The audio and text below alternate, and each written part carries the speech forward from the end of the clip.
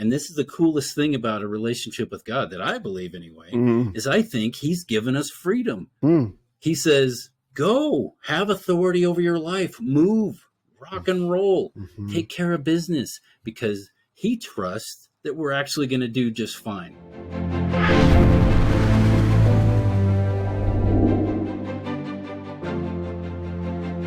For all its many uses, the internet is terrible at one thing: silence. In person, in a room of men, when someone says something particularly poignant, insightful, or true, the whole room goes silent. All the listeners know something important has transpired. The silence serves different functions. First, speechlessness, as in, what do I say in response to that? Second, conviction, as in, yes, that's me, and wrestling with that knowledge. Third is respect, as in, something nameless and profound has visited us. Let's let it depart the room in its own time. We live for moments like this, and on the internet, they're impossible. If you say something in a text chat and no one responds, the silence cannot echo. It's empty, and the speaker's mind is likely to fill the vacuum with doubt or fear, even if the audience means honor. And if you say something on Zoom and get silence in response, the speaker could easily ask the question, "Did anybody hear me?" Somehow, even a telephone call captures these moments better, and I can't say why. I don't think it's too old-fashioned to say that in the internet era, I'd still rather fall in love on the phone than FaceTime.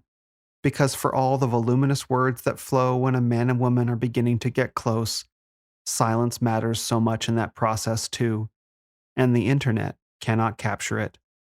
Which presented a problem when writing this introduction, because my first response to what you're about to hear was silence. Which brings me to my guest this week. His name is Ken Curry, and he's a husband, father, grandfather, author, men's group leader, and marriage and family therapist in Colorado. I also consider Ken an elder, and that's another word that should inspire silence, though today it often doesn't. An elder is a man who hasn't just lived a lot of life experiences, but who has metabolized them and made meaning of them. He's turned victories and defeats to wisdom, and to paraphrase the beautiful words of the poet Khalil Gibran, he's allowed struggle to carve grooves in his soul that life fills with the rains of joy. Ken is also a Christian, a devout believer who incorporates faith into his broad and deep perspective, or perhaps his perspective is built around it, which makes him fantastically rare in the men's movement, Christianity, and as an American man of his generation. If you've listened to my podcast before, you might imagine I had high expectations for this episode. They were all exceeded, and you'll hear it. Now, insert silence. In our conversation, we discussed masculine presence and voice, becoming an internally referenced man, sin, justice, grace, mercy, redemption, and reconciliation, the definition of hell, the difference between what moves in us and what is unmoved, and the distorted message of original sin. Some men will feel blessed by this conversation, others will be challenged, a few might even be upset. And to that I say, good. Because this is not your standard manosphere dialogue. It has been a long time since the men's movement has been here, but I believe this is where we're going, and more importantly, this is where we need to go. Thank you for coming along. This episode is sponsored by my 12-week Men's Renaissance coaching. There is more in you, and I want to help you discover it. For yourself, for your community, for your family, and for the glory of God who made you. Keep listening to find out more, or email info@renofmen.com to schedule a free 30-minute consultation. And if you enjoy the Renaissance of Men podcast, thank you. You can help by leaving a rating and review on Apple Podcasts, a rating on Spotify, and to hit the subscribe button on YouTube. You can also follow me on Instagram and Twitter @renofmen, or subscribe to my mailing list by visiting my website at renofmen.com/newsletter. I'm grateful for every member and listener of the Renaissance community, and let's make this into a force to be reckoned with. So it gives me great pleasure to introduce this week's guest on the Renaissance of Men podcast, the author, leader, and elder, Ken Curry. Hey, Ken, thanks so much for joining me on the podcast today. Yeah, you bet, Will. Glad to be here. I'm really looking forward to this conversation because you and I have talked a bit, and I know that there are so many different subjects that we can cover, so many different directions we can go with this, and I'm excited to see where this goes. It's always the best way to start a conversation to know, like, wow, there are all these subjects I want to cover. Where are we going to go with it? Well, let's find out. So, thanks for spending the afternoon with me, and let's get this going. Sounds really good. Sounds great. So, yeah, where do you want to start with this whole thing? I think where I'd like to start is I'm always very interested in you're a therapist and you work with men and Hmm. you have a men's group and you have your solid brotherhood, and I'm always very interested because I have my own story with this. I'm very interested why how a man gets to the point where he wants to work with men specifically. Like, you must have seen things over your lifetime or seen things developing, in culture, but what sort of brought you to this particular moment and got you interested in working with men in the first place? Because I remember encountering, your solid man brotherhood stuff. It would have been years ago. I don't remember when.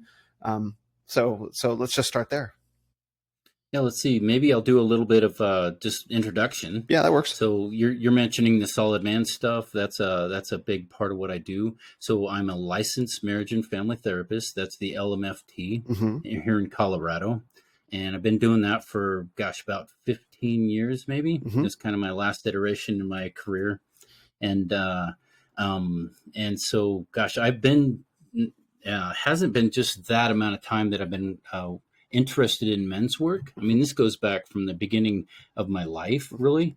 Just kind of, I think it's more of a journey of who I am as a man. Yep. What is a man? I've entered into this world, and it's like there's a million different stories about what a man is and who am I, and I got all the stories coming at me, and being able to determine or distinguish, what a man is, who am I, and so a lot of my work is really just my own personal journey of discovery and being able to find out, what a man is. Mm-hmm. And so my story goes way back, back to the '80s when Promise Keepers started. Actually, it's probably before that. There was a lot of things that I really wanted to learn about my identity and about marriage and about who I was and men. So I did a lot of reading. But I think probably the biggest thing was the Promise Keepers movement that happened here in Colorado, Mm-hmm. and it happened with Coach Bill McCartney, and it was a really huge thing. And it was kind of a, what do you call it, where it just kind of happened with the culture of the Colorado Buffaloes, the football team there, and then it just really moved to the state of Colorado, Mm-hmm. and it was a movement to really think about what is a man, what is a father, how does a husband operate, how do we be fathers, what's the role of a man, and so that was one thing that really kind of stimulated a lot in me, Mm-hmm. and that was about the same time. It's really interesting how there was kind of, I think, the little peak of something, a massive movement with men, but it was little at that time. You had the Promise Keeper stuff, you had Iron John, you Yep. had, the Fire in the Belly, and a lot of different things. The Magician Warrior King Lover book, all those came out in the early '90s Mm-hmm. and the Wild at late heart. '80s. All this, yeah, Wild at Heart. Wild at Heart came about 10 years later, Oh, okay. and but Wild at Heart and John Eldridge's work definitely was really influential for me as well. Mm-hmm. And so it's just been a long journey for me just to kind of determine, the question, what is a man? Right. Because that's the question, who am I? Yes. And there's so many different voices, so many things that were pushing to teach me what I am and what a man is, that it was just really an interesting journey for me myself. And then I had an opportunity. Well, I've always been really passionate about relationships, and Mm-hmm. that's why I actually got the license. I got my graduate degree in counseling. Mm. I got a postgraduate degree in marriage and family, and then eventually my license, because I was really really passionate about the whole idea of relationship. Mm-hmm. And so the question then became, who is a man in relationship? And so that very personal question. And so that's really been, I guess that's kind of the umbrella of the journey that I've been on. Mm-hmm. It's been really fun because learning who I am in relationship. Thursday. So it's 2 days ago. I had my 38th anniversary. Oh, So I've happy been married anniversary. 38 years. Thank you very much. I know a lot of guys are like, hey, that's not a small thing in our culture today. No, it's not. And I agree because we've had our ups and downs. It's been a journey, Sure. but it's been so amazing to be able to grow with one woman, to be able to, go through all the seasons. We still have many seasons to go yet, Right. but the whole thing of learning who I am and everything. One of my favorite quotes, I forget who, it's a theologian that actually said it. I forget who said it, but he said something like, "My wife has been married to 5 different men, Yes, that's a great and quote. they're all me." Right? Yes, yes. And it's like I think of the little punk that I was. Little, I'm not little. I'm Yeah, a large human being. you're a large human. Yes.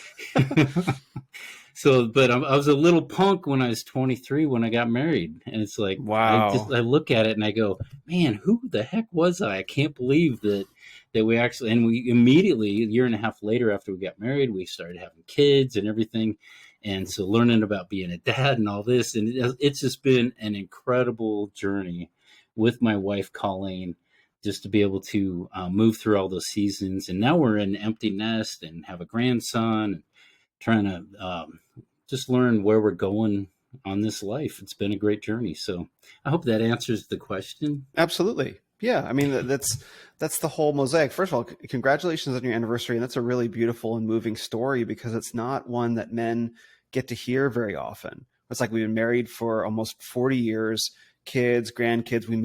You guys married young, right? And Mm-hmm. then for you to be able to reflect the different seasons of life that you've lived through as a husband, as a father, we don't often get to hear that. Like one of the things that I observe in the men's movement is that we're kind of starved for elders, right? Like there Mm-hmm. are a lot of, young, fit, awesome guys, a lot of like slightly older, like 30s, 40s kind of guys just getting into fatherhood, and that's great. And those are all stages of life. But one of the things that I notice is missing is like men in the later seasons of life being able to reflect back from a position of wisdom on the totality of a journey. And I think men need that. I think men in the middle stages of life need that. And I think men, especially younger men in their early 20s and teens now, need that as well. And so to hear you reflect that journey is like, oh, men need to hear this. Like that's a thing. Because I would imagine many of these men don't have fathers and mothers that are still married. They come from broken Mm-hmm. homes, or maybe they're not, maybe Mm-hmm. who knows what's going on there. So I mean, so that's a vital story that I think that I know that I needed to hear, right? Yeah. Yeah. Yeah.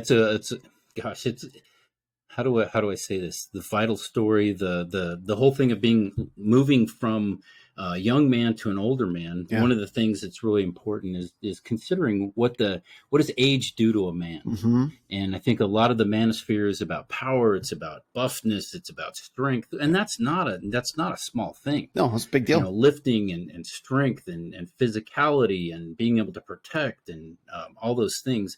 That's a really powerful thing. Mm-hmm. But that's the strength Yeah. and the power that rests in a young man. Mm-hmm. But as we grow older, as we get there's so many things that happen to you. Gosh, in my life, I'm a cancer survivor. I'm a Yeah. stroke survivor. I've got a ton of different things going on where I'm trying to really build my physicality so that I can live my last few years doing really well. Yeah. But the thing that happens is like when I was young, man, I could slam a basketball. Oh, wow. I don't even know if I can touch the rim anymore. Wow. Here I Can't am. even imagine I'm that. instead of Air I Curry. inst- there's no air anymore. It's something else. Earth Curry. Well, here's the thing. Okay. So I used to play basketball all the time. This morning, my wife and I played pickleball. So Okay. it's like it's like it's a different It's world. different. So It's different. It's fine. it's different, but I'm out there moving, and it's Yeah. fun to just.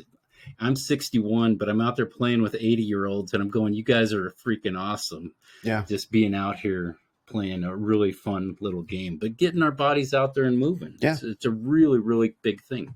But the thing that I want to be able to say about that is, and this is something that a lot of us miss, is the whole idea that moving from physicality of our power to our wisdom Yes. or our voice being our power. Mm-hmm. And I think as our body begins to degrade, like I said, I can't stuff a basketball, but I can still do a lot of different things. Sure. I got a pretty strong body. I was given a great body. And the thing about it is that my body, I'm not able to do as much as I can. And I really have to watch out now because Mm-hmm. I can't do a lot of different things. I can't push it a little harder because Sure. if I mess some stuff up, it takes a lot longer to heal. Yeah. And so physicality isn't necessarily my strength or the core of my power Mm-hmm. as an older man. And I think what you're talking about is we need men who are older, 60, 70, 80, 90 years old, Yes. men who have gone through life, men who are able to speak wisdom to the younger men. And we don't have enough of that. Yeah. It's really, really rare. It is. And so being able to have men who are older and speaking into your life, man, if you can find a mentor that's older and being able to have that man be able to coach you and mentor you and walk along life with you, man, there's nothing better. Yes. Because that man has gone through life. He knows the rough curves that happen as you move through life.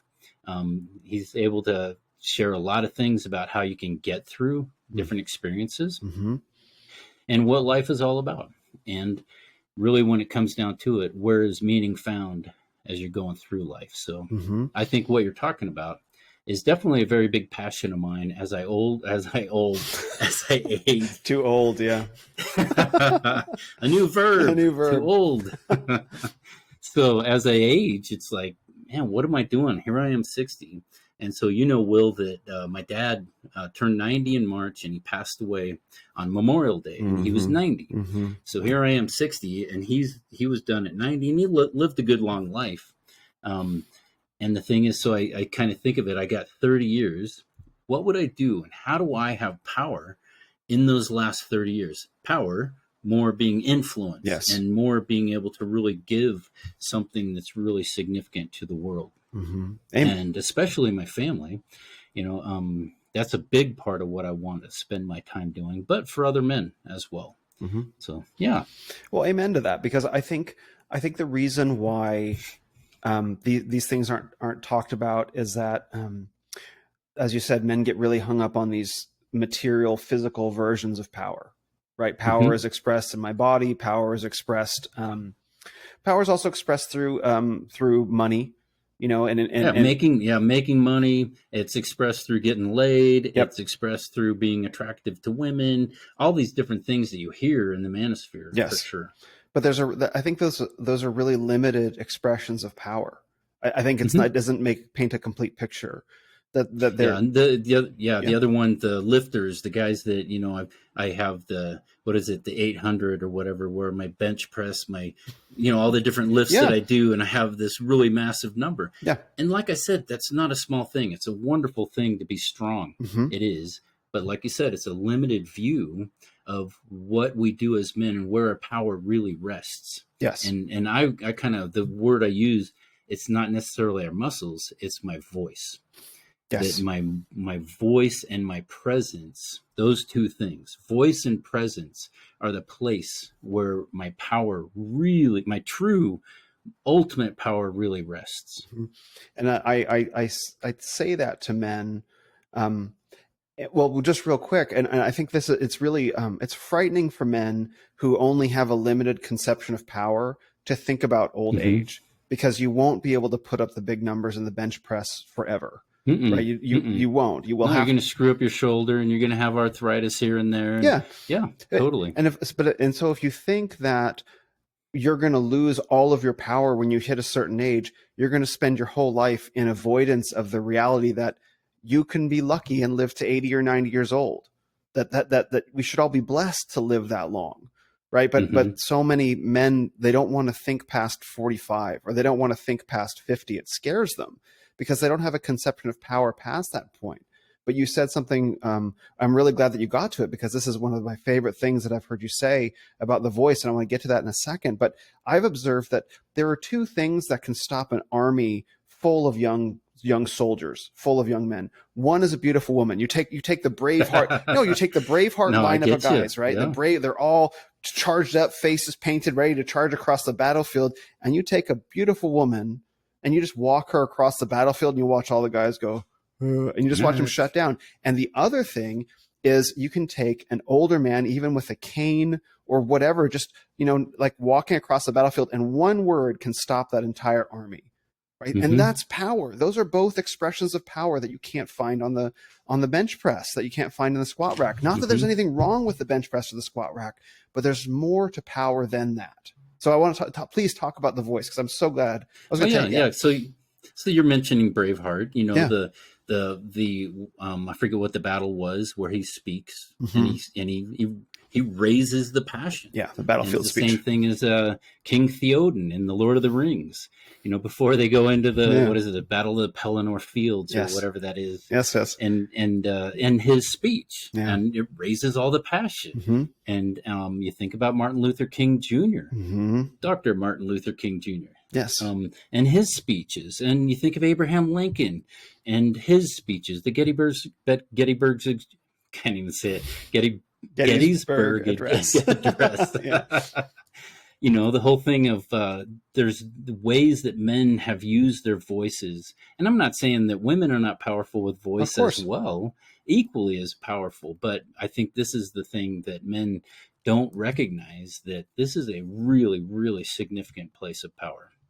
And I think whether it's stopping an entire battlefield or just being able to, in a conversation where things aren't going where you want it to go, just to say the word no.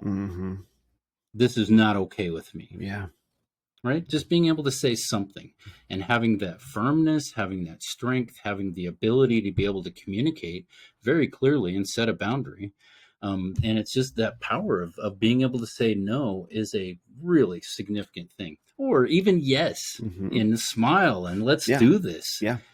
Could be equally as powerful. I'm just saying that in any given moment, it's like, man, that is a really significant thing. Being able to speak from an internal place about what I believe, and about what is right, and what is meaningful, and what is here.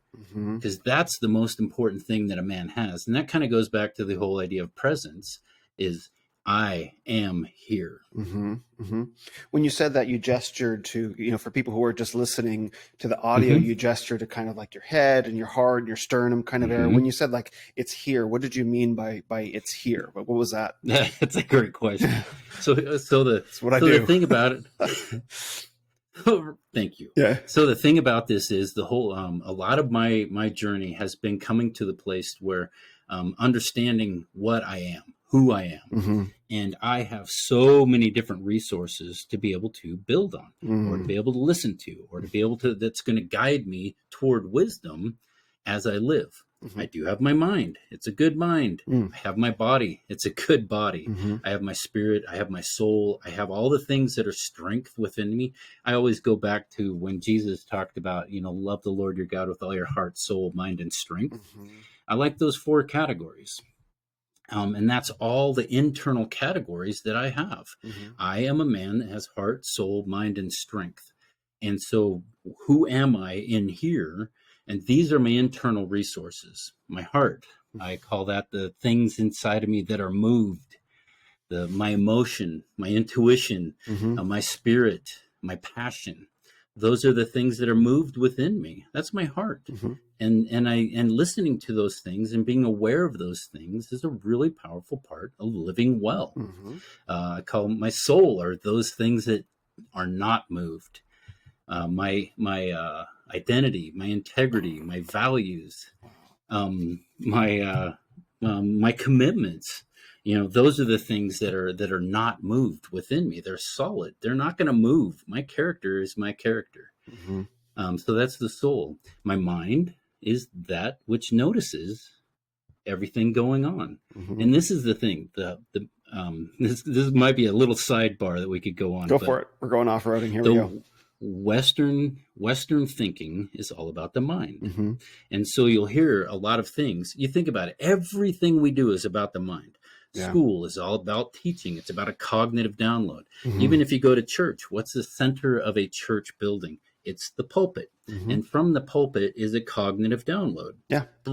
Hmm. It's not necessarily experience, or it's not necessarily the heart or even the spirit, unfortunately. Right. It's more of a cognitive download. And this is our Western world. Our Hmm. Western world is all this. Very And much. so even in the manosphere, you'll hear things about your mental point of origin. Well, that's one thing. Yeah. That's your mental point of origin, and which is a really good start, but you're missing out on everything else. Hmm. Yes. You're missing out on your heart, your soul, and the other part of this is your strength. And so the strength, so like that's my body, that's my influence, that's my sexuality. I put Mhm. sexuality in the area of strength. Sure. Should be. It's my ability to do things. It's my capabilities. It's my ability to protect. Hmm. There's so many different categories of my strength. Hmm. And so, and it's my voice, my presence, like I was saying, those are really significant parts of who I am and my strength that I have to offer. Hmm. So I think this is in line with what you asked. Oh, because I did this, right? Yeah. Yeah. Yeah.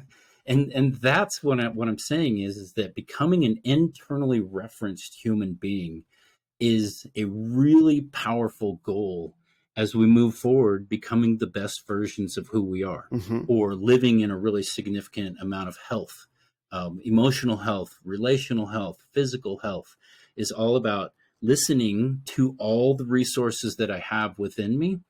But most people are blocked off from this. Yes. It's like they are cut off from themselves. Hmm. They might be stuck in their head. They might, whatever it is, they might not listen to my body because my body's gone through some kind of trauma or something like that. Yeah. But there's so many different things, or we've been trained to only listen to our head. Hmm. And I've not been trained. I mean, how many of us have actually been trained and told or taught anything that's reasonable about how to listen to your emotions? I mean, Nobody. in life, no, unless you pursue it. Yeah, for sure. Yeah, there's a few books out there that kind of talk about it, but Hmm. it's like nobody teaches about how to really listen to the fullness of who you are. Yeah, I know. Even when I said your soul, those things that don't move. Who are you? What's your identity? That's something, bam, that's who I am. Hmm. My values, boom. These are the things that I hold dear. Those are the things that just don't move. But those are my resources, and those are the things that are going to guide me as I make a decision, when I choose to do something, when I have a day like this morning. My wife and I wake up, man, this is one of the first Saturday mornings we've had where we don't have anything else. I go, I have Will this afternoon. And so we go, let's go play some pickleball. We have these Nice. courts that just opened up near our house. So we rode our bikes over there and had a great time. Mm. Came back, let's do our gardening. We love gardening. Hmm. And so we spent a number of hours in our garden doing a pretty big project. Hmm. And so that's what we wanted to do. But why did we want to do it? Because this is my passion. Right. This is the thing that I wanted to do. This is what we wanted to do as a couple. And we did everything this morning together. It's And beautiful. so, anyway, I think what you're asking is, when I said this, it is not a small thing, Will. No. The other thing I'll say is the whole thing, small thing, that we have so much going on inside of us. But back to the point where most people live an externally referenced life rather than an internally referenced life. Listening to all this, we have an externally referenced life where our point of origin, our point of reference is outside of us. Hmm. What does everybody else expect? What does culture want for me to Hmm. do? What do I need to do in order to be acceptable? Hmm. What do I need to do in order to fit in? Hmm. What's going to make everybody else happy? What's going to make everybody else like me? Yep. I mean, those What's are going the to get me questions. status? Status is that's exactly what status is. Hmm. And so then I will do all these things, or I will pursue all these things, or I will consume all these things in order to be acceptable. Yeah. And I'm doing all this stuff that's outside of me. So that's an external point of reference. And it is shocking to me how many people live almost exclusively from an external point of reference. And so my work excuse me, Mm. this is a really good thing that we're kind of talking about this, because this is at the very center of my work. My work with men is, how do I move a man from an external point of reference to an internal point of reference, where he's beginning to listen to the wisdom that's found within himself so that he can choose and move in a direction that's going to be a life of thriving. Hmm. And that's the only way you can do it. You will never thrive if you're listening to what everybody else says to do. Yes. Yes. So there you go. Well, because everyone else, no, this is beautiful. And I'm glad we're going to get a chance to dive into this, because everyone else now, there are so many messages telling us who and what we should be as men. As you Hmm. said, it started with the Promise Keepers, like asking, who am I as a man? And Hmm. well, who gets to answer that question? Are you going to ask someone else, like, who am I as a man? And that person will tell you. Culture will tell you. Hmm. Hmm. Your Feminism will tell. parents, your family of Yeah, origin, your church, your school, everybody's willing to tell you. yeah, exactly. And they're not compatible. And so if you spend all your, and maybe this is the root of the whole nice guys, you spend all your time trying to Hmm. be what these different sources are telling you to be, you never actually become internally referenced. And I appreciate, by the way, just as an aside, the heart as the things inside me that are moved, and the soul as the things inside me that are not moved. Like, if I almost just want to be like, God, I gotta go think about that for a few minutes. I'll be back, but I'm gonna be saying that was, what a gift. Thank you for that. It was beautiful. Uh-huh. It's beautiful. And so I guess one of the limitations that I always see in the manosphere is it does guide men to this mental point of origin. Become Hmm. what you can be in your body, become what you can be in your mind. But the manosphere starts to get very uncomfortable once you start talking about emotions and you start talking Hmm. about soul. It's like it will not Or go, spirit. or spirit, exactly. Yep. And this is Hmm. and so let's start talking. I want to talk a little bit about what you said about internally referenced, in terms of your emotions, in terms of your soul, in terms of your spirit. Like, let's talk about that, because there are even fewer sources for men to be able to talk about this, while also understanding that strength of body and strength of mind need to live in balance with these things. Because there's a whole Hmm. section of the men's movement as a whole that will deal with being emotionally moved, that will do with spirit and soul, deal with these things, but it won't talk about strength and mind and body. It will not, right? And so I see this profound split as being helpful to different kinds of men in different ways. Like, some men are more comfortable being around other men in a context of sharing emotionally, and I think that's a good thing. And then there are some men that are more comfortable being around men in a spirit of performance and activity, and I think that's a good thing. But the overall divide between these two kinds of men needs to be healed. We need to figure Mm. out how to be both physically capable and emotionally fluent to be a whole and integrated Mm. man. So I Hmm. appreciate you bringing this up, because this is something that Mm. I'm very passionate about. Yeah, I'm wondering gosh, emotionally fluent, and would you say physically Capable. capable? Um, yeah, because it's more than emotional fluency. Yeah, I was trying to pick one word to capture Yeah, the no, totality of that's it. the yeah, no, I think it's spot on. I'm just because when I'm talking about it, the fullness of who I am as a human being is so much more than my physical body and strength here, Mm-hmm. and my emotions, because my emotions are stinking powerful, Yeah, and they are incredible sources of really really good information. absolutely. As those things flow through me, the emotion, the Energy energy and in emotion. motion, Yeah, I it's always joke power. about it's really a significant part of us. And I always joke that it's motion, like a movement. And my grandmother was a nurse, and whenever she'd take care of me, she'd go, Kenneth, have you had a BM today? It's And like I'm that's like a like, thing. You're the second I person to mention something like this week. It's like, oh, just go have a squat. It's like, It's like I yeah, had no idea as a kid. She was a nurse. That's her language. yeah, I had no idea what a BM was, but sure. bowel movement, Yeah, right? mm-hmm. And so it's like it's the same thing. You can become completely emotionally constipated, where Yes. it just locks in, and it is a horrible thing. And because it's energy, and if it's locked in without motion, man, you get a ton of physical manifestations. People get hair loss, grinding teeth, back pain, Yeah. IBS, acid reflux, all kinds of crap. Mm-hmm. It's just nuts because Skin conditions.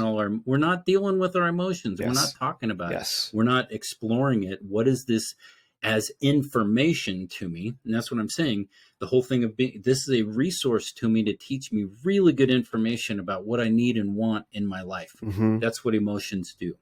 And so I'm not sure this is answering your question, but the whole Okay. idea of what men do with our emotions, we're like, that's a weak part of us. That's a weak thing. That's a feminine thing. Well, that's the biggest pile of It's bullshit. crap. It's like men are human. Humans are emotional. Yes.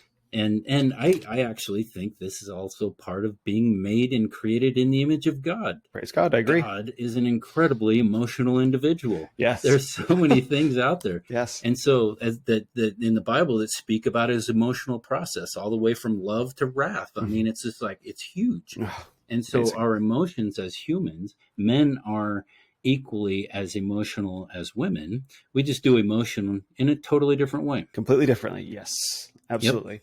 Thank you. And I agree. Like, I remember, because I spent a lot of time in the mythopoetic men's movement, and, Hmm. Carl Jung, I think, maybe influences some of that as well, although I don't know if this is his phrase specifically, but it's like, men, your feminine side.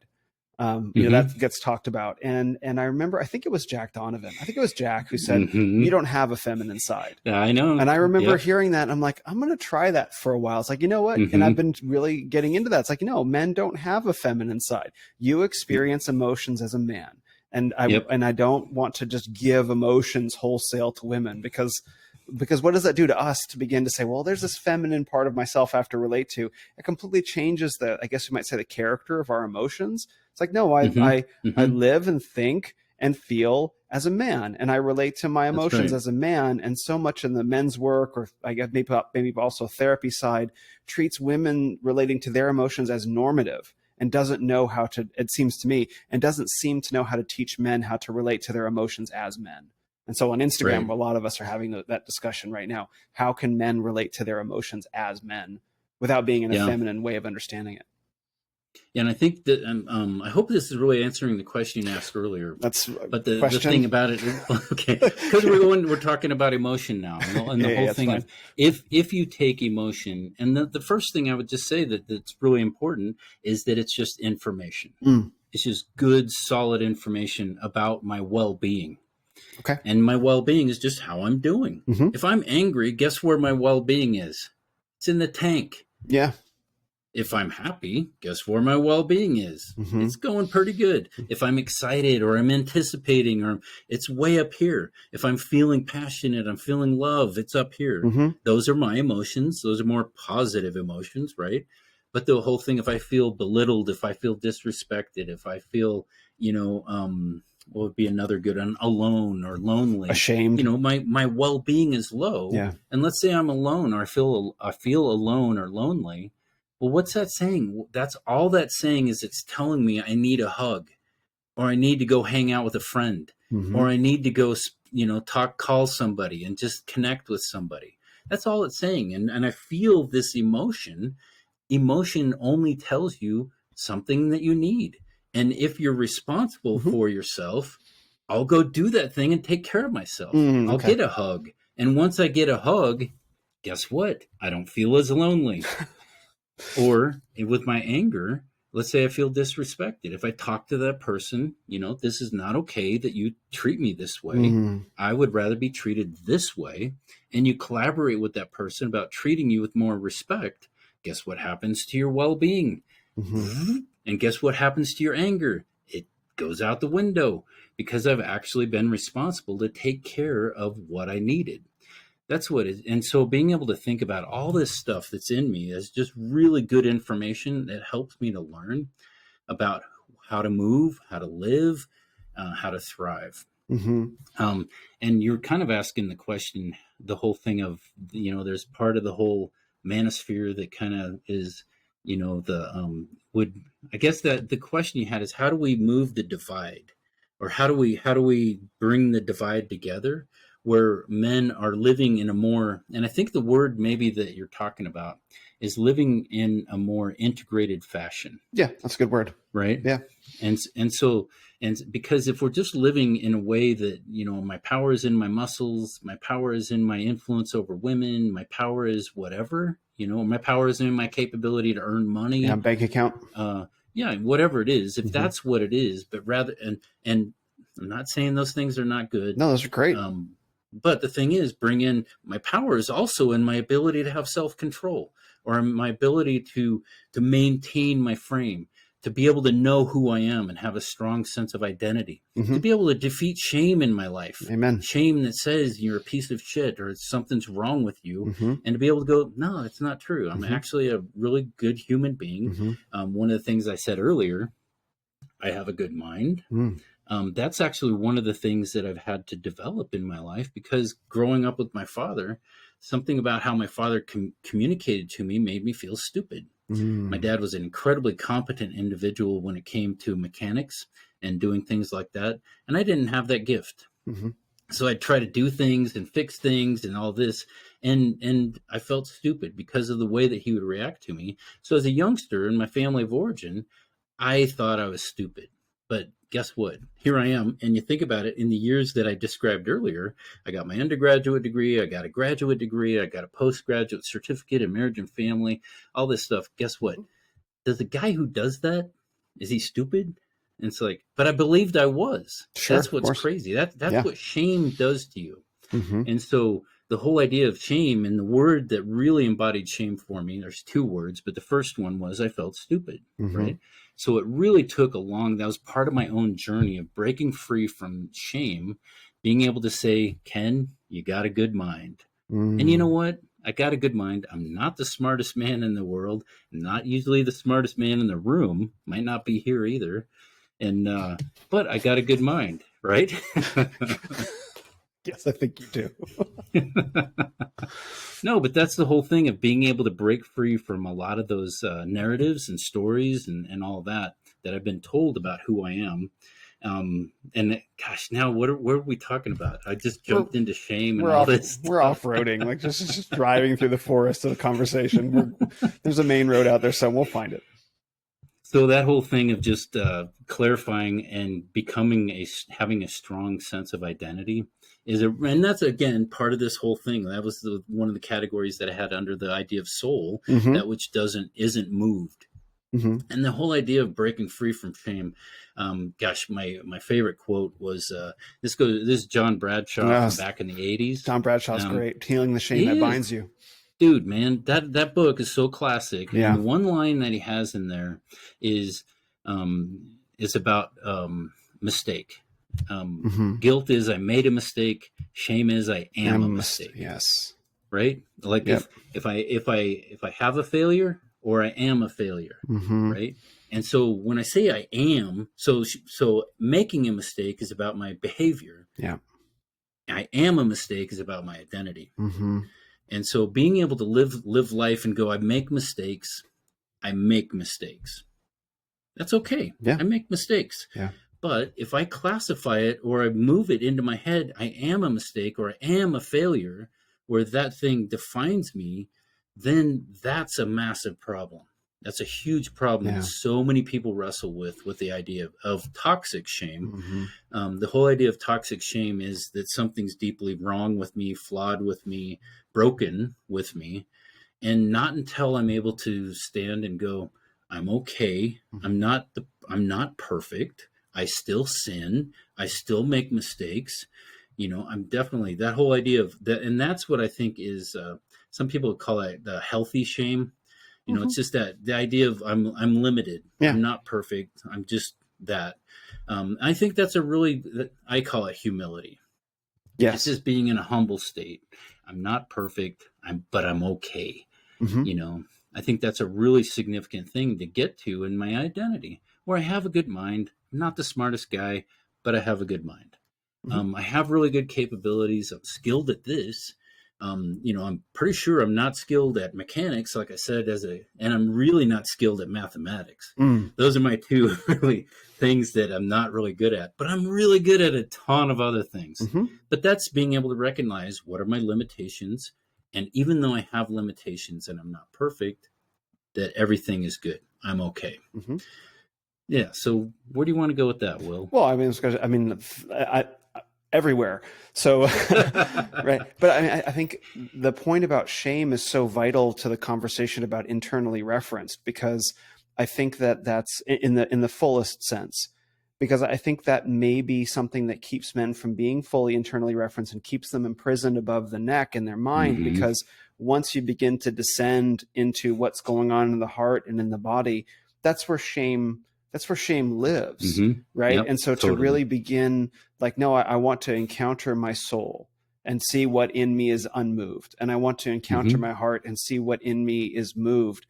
I think the first step of that journey is to first encounter the heart and to see that my heart has been moved in ways that I haven't allowed myself to feel, right? And to really work Mm-hmm. through that. And then once that process is underway, and only once that process is underway, can you begin to find what in you is unmoved, right? That's where this is what I Mm-hmm. think happened from, Exactly. yeah. And but the thing is, like, that's a journey, and it's scary, and there aren't many ways that men get to do that in our culture. Like, it's not Mm. celebrated. Men are atomized from each other. Like a group of friends, for example. I think that men, I mean, I wasn't alive then, so I can't say for sure, but I think in centuries past, men having each other and being more connected in friend groups than they are now might have naturally just done these things for each other and not really thought anything of it. Versus now we have to create, and thank God they exist, retreats and initiations and experiences and, therapist office to really begin going into these Mm-hmm. things. And that's wholly necessary to come into, as we were saying, power, because you can't use your voice in the truest, fullest sense as an older man until you've become and lived internally referenced for a long period of time. You've earned Mm-hmm. that voice. And the process of becoming internally referenced begins with the heart and with the soul. But so many men don't ever get the chance to go in there, right? So, and the shame is the blockade. Yeah, and I think, gosh, what's the you were just talking about initiation. Yeah. The whole idea of that's one thing I think a lot of people will say that we're missing the initiation process in many of our aspects of culture today. Yes, absolutely. And I think I actually think, man, initiation comes to you no matter what. It's going to be it's knocking at your front door Mm-hmm. almost all the time. Okay. It just depends on, are you willing to walk through it? Oh, okay. Are That's, you yeah. are you willing to actually embrace it? Because kind of even the thing that you just said, if I feel some kind of emotion, do I push it away, Mm-hmm. or do I allow myself to go a little bit deeper and go, what the hell's going on inside of me? Sure. Right? That is a very small initiation process. Because guess what I'm doing? Well, let's go to the initiation. Remember how it's you live in a certain world, and then you live in this liminal space, right? The liminal space is that place where I don't know what the hell's going on, Right. I'm out of my depth. right? Yeah. Yeah, you think about the hero's journey always starts with the normative space, the Luke Skywalker living on Tatooine with Uncle Owen, Mm-hmm. Aunt Beru, or however you say her name. It's It's fine. like, Yeah. and he's living on there, and all of a sudden he's in the liminal space, and then it really kind of hits the spot where, he's on whatever Dagobah or whatever with Yoda, Mm-hmm. and he goes into the cave, Mm. and then he kills Darth Vader, and the helmet comes off, and Darth Vader, his face is under the helmet, right? Mm-hmm. That's like what the hell is going on here? Right.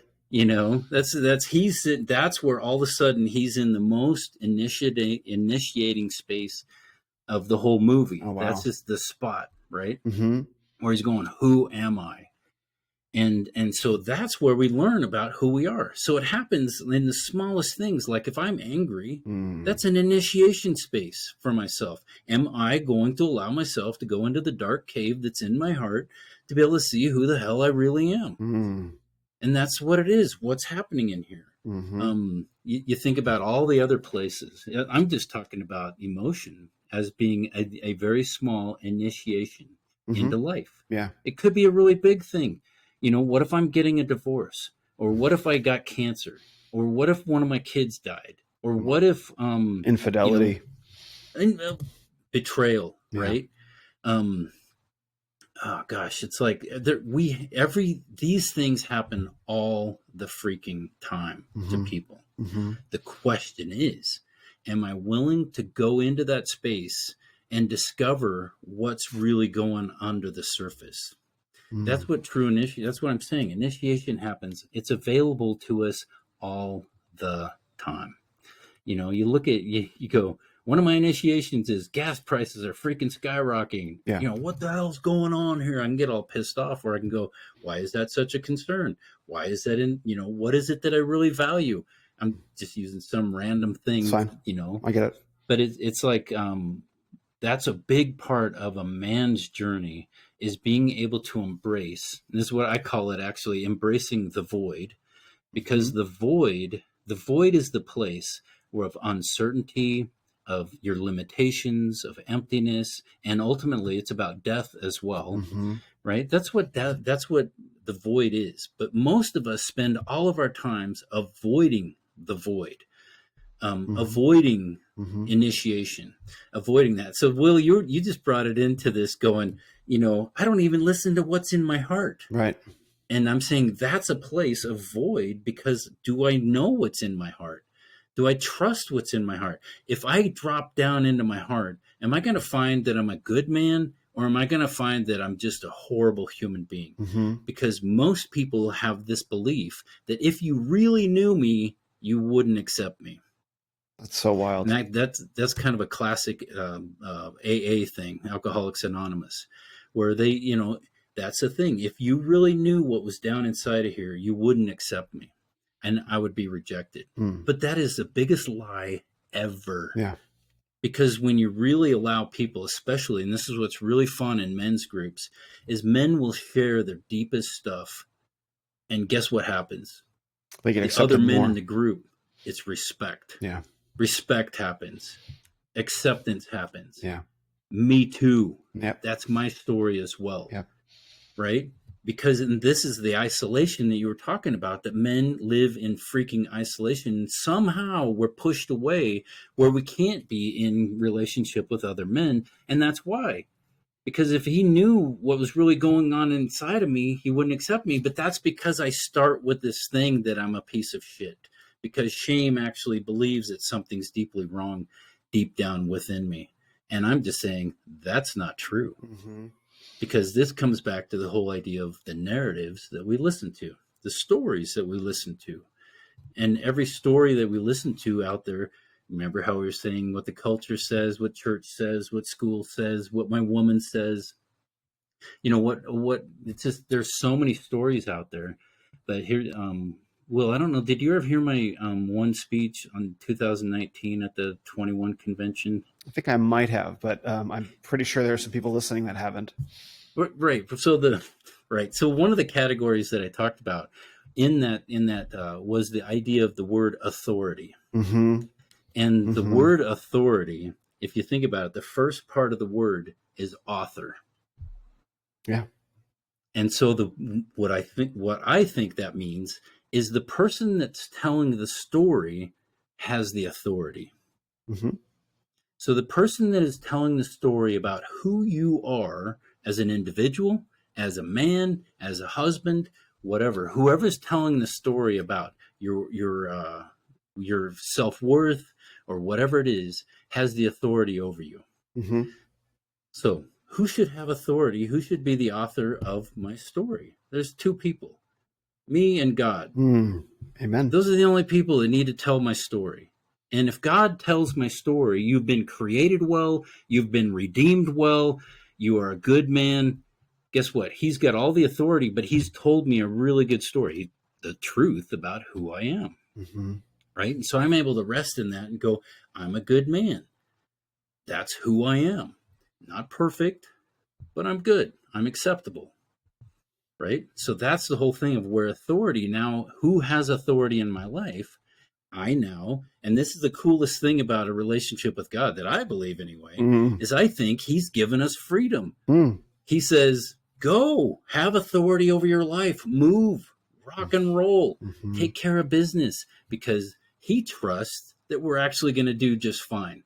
Hmm. And that's the funnest thing, because when I do my life, I feel like I'm doing it like exactly what God would want me to do. Hmm. It's a hell of a lot of fun. Hmm. And I'm doing really cool things, and I'm enjoying really cool things, and I have a strong sense of gratitude and humility. Mm. And it's like, this is where God wants me Hmm. to be a free man. But what He's done is He says, Ken, I'm giving you authority to live your life in freedom. But in that, he's my authority by allowing me to do that. Exactly. Right. Mm-hmm. And so the whole idea of the author has the authority. So here's the thing: who's telling our story of men? It's Right. like you hear in our culture toxic masculinity, all this crap about, men are overbearing. What's the word? Domineering. No, what's the word? I don't know. Gosh, where there's a victim and a perpetrator. There's a Oppressive. oppressor. That's exactly what I I'm was so looking glad that you for. forgot that word. We should all forget that word. Thank you. Yeah. Thank you, because that's the narrative, that's the story that our culture is saying about men. Yeah. Is it true? Hell Hell no. no, it's not. It's not true. There's no guy that I know who is a husband, who is a father, who I don't know any guys that are oppressors. Right. Every guy out there is just trying to do his best, trying to love well, trying to take care of his family. It's like this whole story of the patriarchy is evil and all this. It's like that is the biggest pile of crap out there. Yes. Because men that I know myself, man, I want the well-being for my whole family. I want everybody to freaking thrive. Yeah. I'm not out there putting a big thumb of oppression on everybody.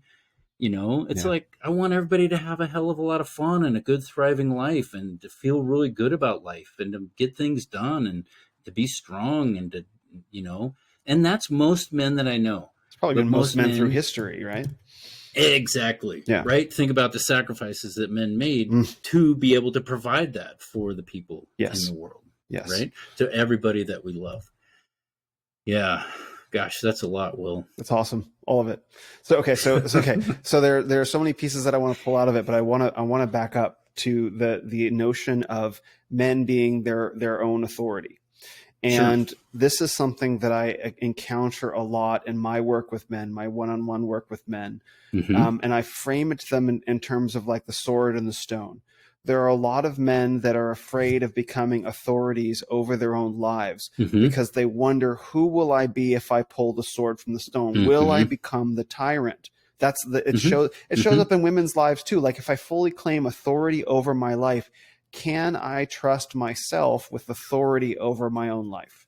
And a lot of what I've tried to do with men, not even in my own practice, but over the years, and be like, because you're worried about that, you're exactly the sort of person that can be trusted with authority over your own life. Mm-hmm. But what Mm-hmm. I like how you said there is that I think that equation only works if there's also an authority over you, meaning God.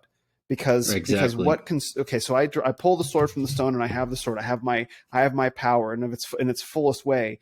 But okay, so then what's checking me that's beyond me? And the answer from in my life has always been God, and the Christian God that looks at me and says, "You are good." Right? That's a big Mm-hmm. difference about the Christian God. Is like God made us and Mm-hmm. said, fundamentally, life, reality, earth, nature, it's all good, right? Mm-hmm. Versus like, well, we can talk about Buddhism later. But let's say, right, it's fine.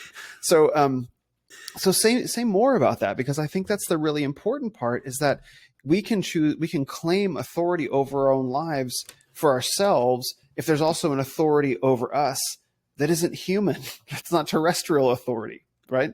Yeah, I think that's you're kind of moving into the category of the king archetype, Yeah. right? And you think about, in all stories about kings who have failed, they always end up, what do they call that? Their hubris, Yes. right? Where they're and it happens because they thought they were the ultimate authority, Mm-hmm.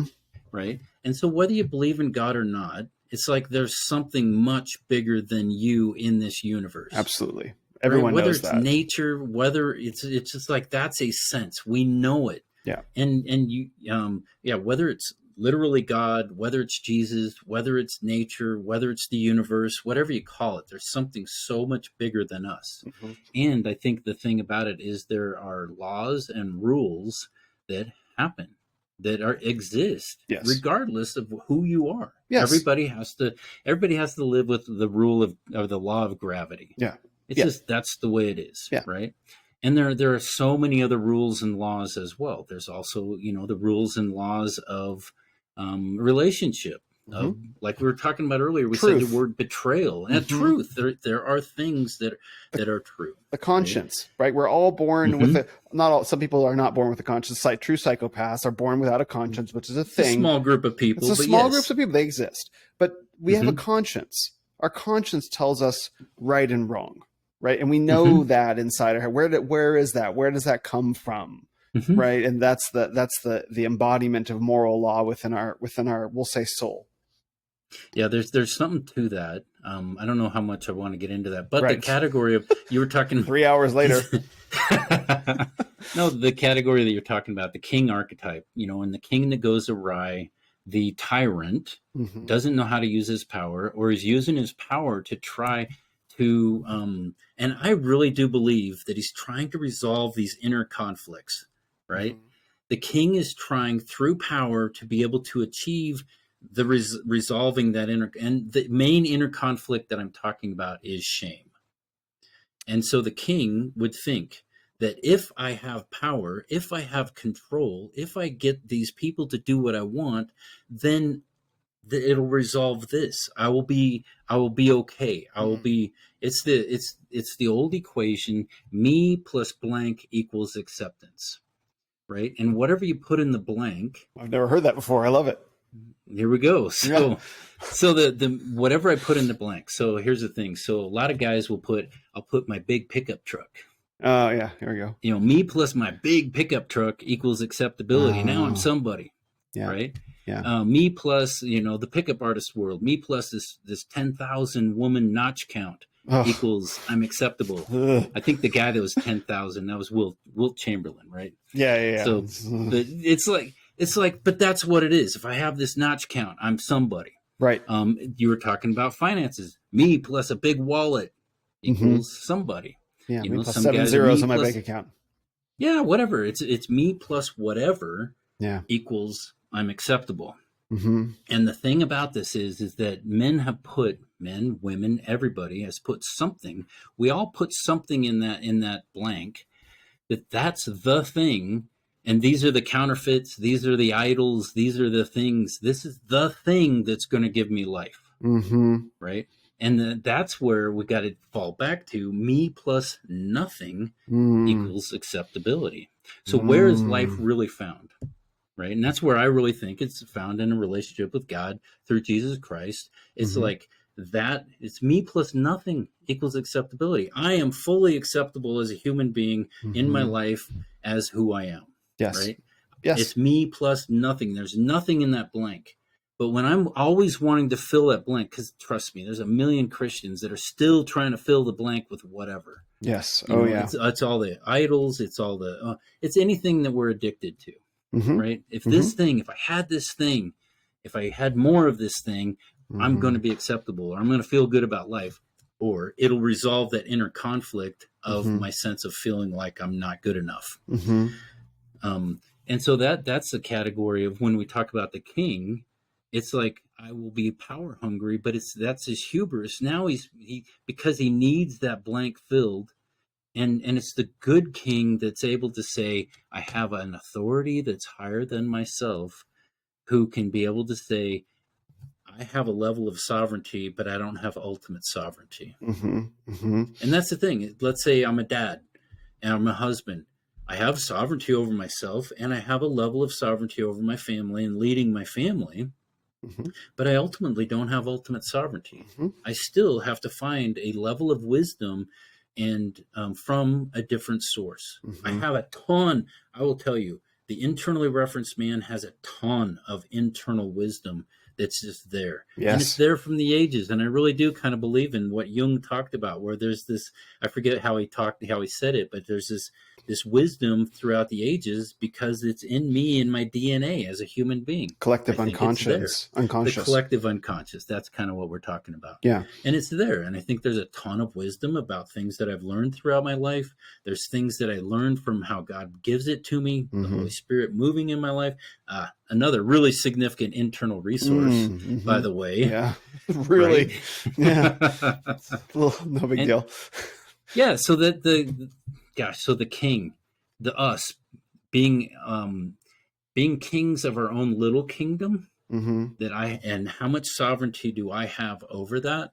I think it's a really significant thing. I have a lot of sovereignty over who I am, but I guess maybe the thing that I'm getting back to is I have to resolve that inner conflict, Yeah. the inner conflict of my identity. Mm-hmm. And it's crazy how almost everything that I go back to comes back to that idea of shame, Mm-hmm. Mm-hmm. of that Mm-hmm. toxic thing that I don't think I'm good enough. And I need something outside of me, another external, to resolve this internal conflict. Mm-hmm. I need the woman to like me. I need to be able to have sex. I need her to be beautiful. I need, this is the whole thing of what porn is? Porn is I've heard just of it. trying. Right. But the whole thing is it exists because men have a horrible sense of self, and I need Mm. a beautiful naked woman to validate me. Wow. And so I think people talk about it being sex addiction and all this. I think it's a validation addiction. I think you might be It's right. just like I need myself. I need an external source to validate my sense of self, to Mm-hmm. resolve that internal conflict. Mm-hmm. And that's what it is. And so once I resolve, this is the Mm. funnest thing working with the guys. Once they start to resolve that inner conflict and build a stronger sense of self, more self-worth, more self-value, they're able to know who they are on a stronger equation. Guess what happens? Mm. Porn doesn't have a job to do because I have an internally validated self. I don't need external validation anymore. Not like I did. Mm. It still hangs on Sure, because of course. it's a habit, and it's something that I've used to be able to resolve it, but it disappears so quickly when I start to have a stronger sense of self and identity. There are literally a dozen different things, different directions that I want to take that in, but I want to take this in the direction of therapy from a Christian perspective, Mm-hmm. because this is everything that you're saying is so important, and I can't think of anybody now. It's hard enough finding a therapist who will do therapy from a perspective of appreciating men for what they are. Most of, Mm-hmm. as Sean Smith talks about, the American Psychological Association is going very heavily in its bias against men, and he talks about Mm-hmm. that brilliantly. Yeah, he's right. And back to my point, they have a really significant narrative of what they believe men are and who Mhm. men are. And Yes. so and Sean's going really pushing strongly against that narrative. And he does a great job of Yeah, that. So totally. finding a set of therapists that have that don't have an anti-male bias is hard enough to do. But then Hmm. finding therapy that's Christian compatible, Christian friendly, or Christian based. I'm not sure what the right phrase would be. I don't even think I could. Yeah, I don't even know where I would go looking for something like that. So that you bring that up is like, okay, this feels like a pretty important opportunity to talk about something that's really important, because there are so many Christian men that that I think would be looking to have many of their own internal issues with shame and self-worth and being internally referenced addressed in a therapeutic way. There's only so much the pastor can do, right? With Hmm. that, a book will only get you so far. Are there any therapists talking about this in a way that can serve Christian men, that isn't humanistic or isn't materialistic or Freudian in nature, right? Which I think those tools have value. I know that they've had value in my life, but they can only Hmm. get you so far. So I really Hmm. want to talk about this. You've said a ton of amazing things that I want to get into, but I really want to tackle this. Gosh, and I don't have an answer Okay, so much for that. because you're asking where do you find I this, know, I know. and it's like it does. Um, here's the thing. Besides you. And I don't want to sit on that. Yeah, Unfortunately, there's yeah. not. Here's the thing. Ken's telephone There's. number is no. uh, I'm busy already. I'm plenty busy. Praise God for that. But yeah. So gosh, man, where my head goes with that. I'm okay. I'm gonna say it. Say it. I think Send it. I think I think a lot of Christians, a lot of church, Hmm. a lot of church theology actually is the thing that replicates shame. I think you're right about that. Okay. On, with a positive intention, but continue. No, and I don't want to. Yeah, because it's a and positive intention. I'm not well. Okay, yeah, Yeah, because keep sending it. Don't let me interrupt you. no here. Well, how do I say it? I think, well, gosh, I think shame comes from everywhere. Mm-hmm. But unfortunately, it comes from the church too often. And this is I'm actually talking from my own personal experience. Sure. That there's something about the way the gospel was presented, the way that essentially it's coming from you suck, you Right. suck, and you need Jesus, right? And so this is a really important thing, because it's like I do a lot of work with guys that are not Christians, and Yes. I love it, and because I know that they're made in the image of God, and I know that they are good men, and I know that they can do really really good things, but I also am aware that they're, gosh, how do I say it? Um, the problem is that they're separated from God, not that they're good men. They still sin. The sin is what separates them from God. Mm-hmm. And so, and Jesus is the thing that would move a man from being separated from God to not being separated, because that is essentially the definition of hell is separation, Eternal right? separation from God. Yeah. Earlier I talked about the idea of separation from myself. That's one type of hell. Mm. Separating from myself, not being connected to anything in here, Mm-hmm. is that's a type of hell. And most people Being live that way. Yeah, exactly. Being living in a way that I'm disconnected and isolated from everyone else, that's another type of hell, the separation, Mm. right? Ultimate eternal separation would be I'm totally separated from God. That is hell, I want to imagine that. Yeah. right? Well, that's what hell is, right? Yeah. So what I'm saying is the problem is not that a man is a bad human being. The problem is that he sins, he chooses, his belief system is bad, Mm-hmm. right?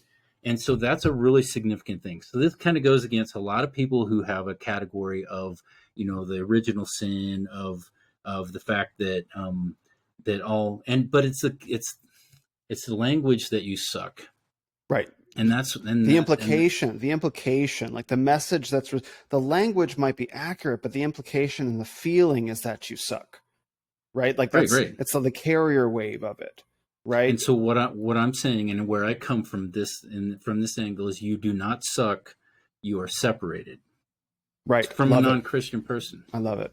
right? Mm-hmm. You don't suck. You're a good man. You're Yeah. gonna do great things with your family. You're gonna provide. You're gonna love them. You're going to struggle with everything that everybody struggles with, Christian Mm-hmm. or non-Christian. You are a man. You are a good man. Um, and I would dare to say, and your heart is good, but you sin and you have separation. Mm-hmm. And that's where Jesus comes in, is Jesus takes the weight of the sin away from a human being, to where now they're able to stand before God and there's no separation. Mm-hmm. Mm-hmm. But now I'm actually redeemed well, and that's a totally different place. Mm-hmm. But does that make It sense makes where I'm perfect going sense. to? Yeah. Absolutely does. Okay. Yeah, yeah. Good. Yeah, because we're, and I'm by no means an apologist, and I'm no means an Right. Right. experienced Christian. So I'm navigating my way through all of these issues. Like, I've got a microphone and a journey, and that's about all that I can say. So How this works. what I tend to look at things, this is like, okay, so there's this notion in Calvinism and Reformed theology of total depravity, Yep. right? Yep. That phrase, Exactly. right? Okay, Mm-hmm. so total depravity to me is like, okay, if you're working absolutely between humans and God, yes, you're totally depraved. And I actually was reading a book recently. I don't remember which one it's around, but it's like, it's not that you're a completely lousy piece of shit. Like, that's not what that means. Is that every aspect of yourself is clouded and polluted by sin is what that means. It doesn't No, mean, that's right. right. And so the man that's holding down a good job, and providing for his family and as a pillar of the community, like, if you're working compared to all humans to God, yes, for sure. But there's a difference, because we don't live on that plane.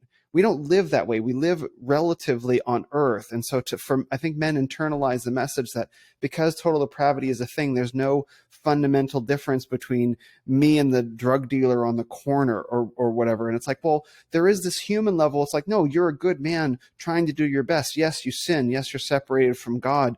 But that doesn't mean that you're equivalent in some really important ways to men that live their lives immorally or illegally or whatever the way is. And I think that nuance is what gets lost.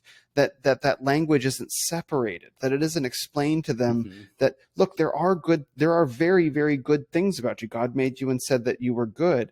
And yes, from the perspective of sin and eternity, of course, we're all sinners and we're all fallen. We all need to be Mm-hmm. reconciled to God through Christ. And there is still the level of like, hey, you're a good man who's trying to make it work against long odds. And men need to Mm-hmm. hear that too.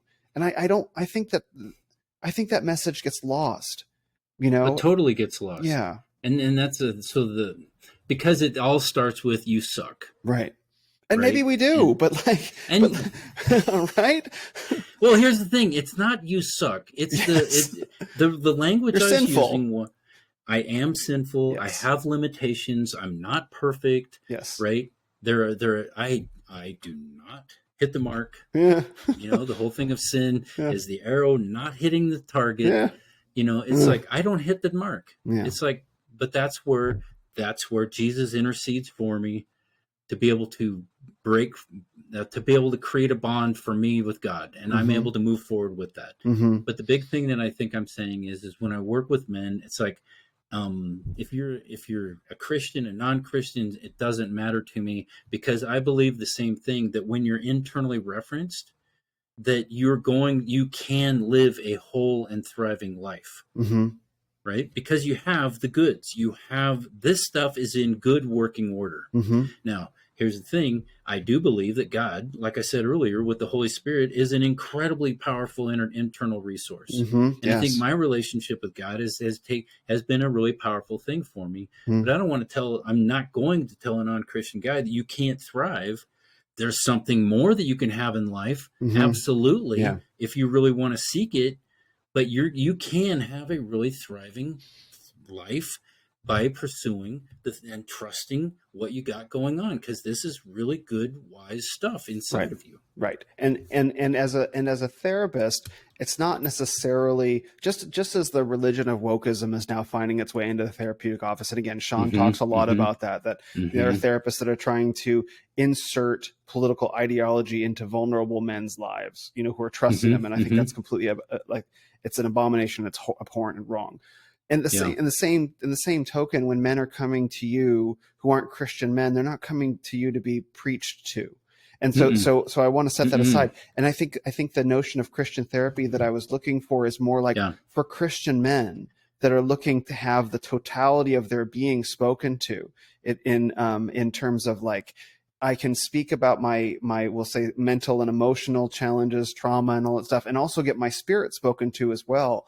Mm-hmm. For men that are for Christian men that are looking for that. That's the part that I wanted to mine, that I think is so valuable, because I think men need to hear all of those messages. How can I thrive as a man and also thrive in Christ? Because living skillfully and being saved are two separate things, Mm-hmm. right? Totally. And that Mm-hmm. this discussion, and I feel like almost hesitant getting into this, because I don't want like people like, no, Will, you're wrong and your theology's bad. Like I don't think so, but like I want to be careful going into this, because I don't want to hold myself up as the guy that has all these answers, because there are plenty of apologists that know better than I do. But I still notice functionally in people and men's lives that it's like you have to learn to live skillfully while you're being Mm-hmm. saved, and we don't have the resources that teach men how to live skillfully.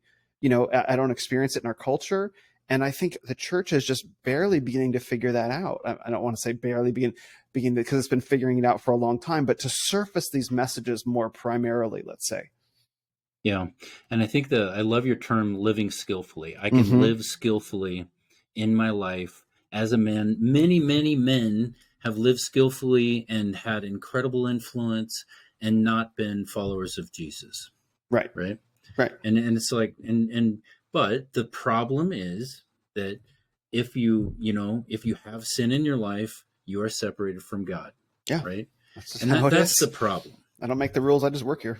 Right, that's exactly right. That's the problem. But you could still live an incredible life. Yes, you can. But ultimate, when we talk about hell, it's like ultimate separation from God is in eternity if you haven't, Been what do you call reconciled. that? reconciled that whole thing, right, Yeah. through Yeah. Christ, and Mm-hmm. Jesus is the way. Mm-hmm. And that's you said I just work here because Yeah. I love it. But Yeah. that's the thing. But I guess the thing about it is, when you start, so this is maybe the core of what I'm talking about from the very beginning, is when you're able to live from an internally referenced place Mm-hmm. and really trust that my identity, that I'm okay, I'm a good man, and it comes back to the whole narrative, the story Mm-hmm. of who is telling the story about who I am, Okay. Yeah. and that's the whole thing. And Mm-hmm. it all comes back to the narrative. Mm-hmm. And this is the thing. Check this out. When we're talking, because we're talking about some spiritual aspects of things, Mm-hmm. what I believe that spiritual warfare Mm. is a narrative battle. I agree. It's the stories that are being told, because with spiritual warfare, who's telling the other story? Mm-hmm. What is Satan telling? Why Well. is he called the father of lies? Why is he called the deceiver of the brethren? Mm-hmm. Why it's he's the accuser of the brethren, Mm-hmm. sorry, Mm-hmm. the accuser. It's because what he is doing is he is telling a story, and that story that he tells from the very beginning with Adam and Eve, Mm-hmm. hey, God's holding out on you. Mm-hmm. This isn't true. Mm-hmm. And essentially, he's saying, you suck. You're Mm-hmm. not enough. You Mm-hmm. are not enough. You need to eat this fruit in order to be enough. Mm-hmm. To be like Do you God. remember? Do you remember what I was talking about? Me plus blank equals acceptance, Mm. or enough. So me plus this apple equals enough, right? And that was the beginning of time where shame jumped into the equation, right? And Satan's voice in the garden essentially was saying, you need something else outside of you in order to be acceptable. Wow. Okay. Okay. Okay. So with No, that, you're no. blown. My mind is blown. Like it's because this gets no, really. This absolutely lines up because you saw my presentation at 21Con where I Yep. talked Did about this yep. subject. But I Mm-hmm. always identified shame as coming in after the fall. But you're saying that shame It, had a grip it before, technically, or during it the. was the okay. So what I'm talking about is the Yeah. narrative, the story that's being told. And when Satan tells the story to Adam and Eve, he's saying, you need this. God's holding out on you. You need something more in order to get what would make you Wow. whole and complete, right? Wow. It would make you whole and complete if you ate this apple or did this thing. And so then you remember right afterwards, man, they Fig Leaf City. Went It's bad. like I have to cover everything. This is not acceptable anymore. I Mm. have to cover it up because it's not acceptable, because now I'm in shame, Mm-hmm. because this is not good enough. Mm-hmm. And then God's sitting there going, "Hey Adam, where are you? Hang on." And he's over there hiding. He's Yeah. hiding. This is where separation is happening, Uh-huh. right? Mm-hmm. And Yeah. he's hiding, and I don't want to let anybody see. Remember the whole thing I'm saying, if you see me, you wouldn't like me, Mm-hmm. right? That's our belief. That's what we believe. That's the narrative that we're believing, and it's a narrative from the beginning of the dawn of time, essentially. Mm-hmm. And it's the narrative that Satan is continuing to speak to everybody for Mm-hmm. some reason, and I have no idea. And I know that Satan is not omnipresent and he's not omniscient, Mm-hmm. but for some reason, every stinking human being is wrestling with the question about, who am I? Mm-hmm. About, I suck, Am I or I'm sufficient? broken, Mm-hmm. or I need something outside of myself in order to feel whole and complete. Mm-hmm. And let me give you another one, Will. Mm-hmm. The whole thing. Remember, I'm talking about integrity. Well, one of my main concept of integrity comes from the word integer, Mm-hmm. and integer and integrity have the same root. Mm-hmm. Integrity, integer, right? Mm-hmm. Do you remember from fifth grade math what an integer is? Yeah, it's a whole and complete step, right? It's a whole number. Mm-hmm. It's not 1.5 or 3 3/4. Mm-hmm. It's a whole number. Mm-hmm. And so Mm. the whole idea of being whole and complete is a really, really, really powerful concept. Mm-hmm. It's a really powerful. It's actually, I think it's part of what shalom actually means. Mm. The Hebrew word shalom actually means this is whole and complete. Mm. And so the whole idea of being whole and complete, and being able to sit with myself and go, I am whole and complete. I do not need anything outside of myself, external of me, in order to feel whole. Nothing material. There's nothing. Mm-hmm. Exactly. Mm-hmm. Right. But we put everything in that box, me Yeah. plus blank. Mm-hmm. I need a good body. I need a beautiful woman. I need money. I need this. And Yeah. it's a Esteem. Yeah. ton of different things. Mm-hmm. And that's the problem, is we're putting everything else in that equation in order to feel whole and complete, Mm-hmm. to resolve that inner conflict that I was talking about. Mm-hmm. So I want to. This is great. So I want to go back in. I want to go back into the garden and talk about Sure. where shame came from. So the message that that the serpent was giving to, it was to Eve, because the Hmm. serpent didn't talk to Adam. The serpent No, talked but to Eve. the crazy thing is, and the text says Adam was with her.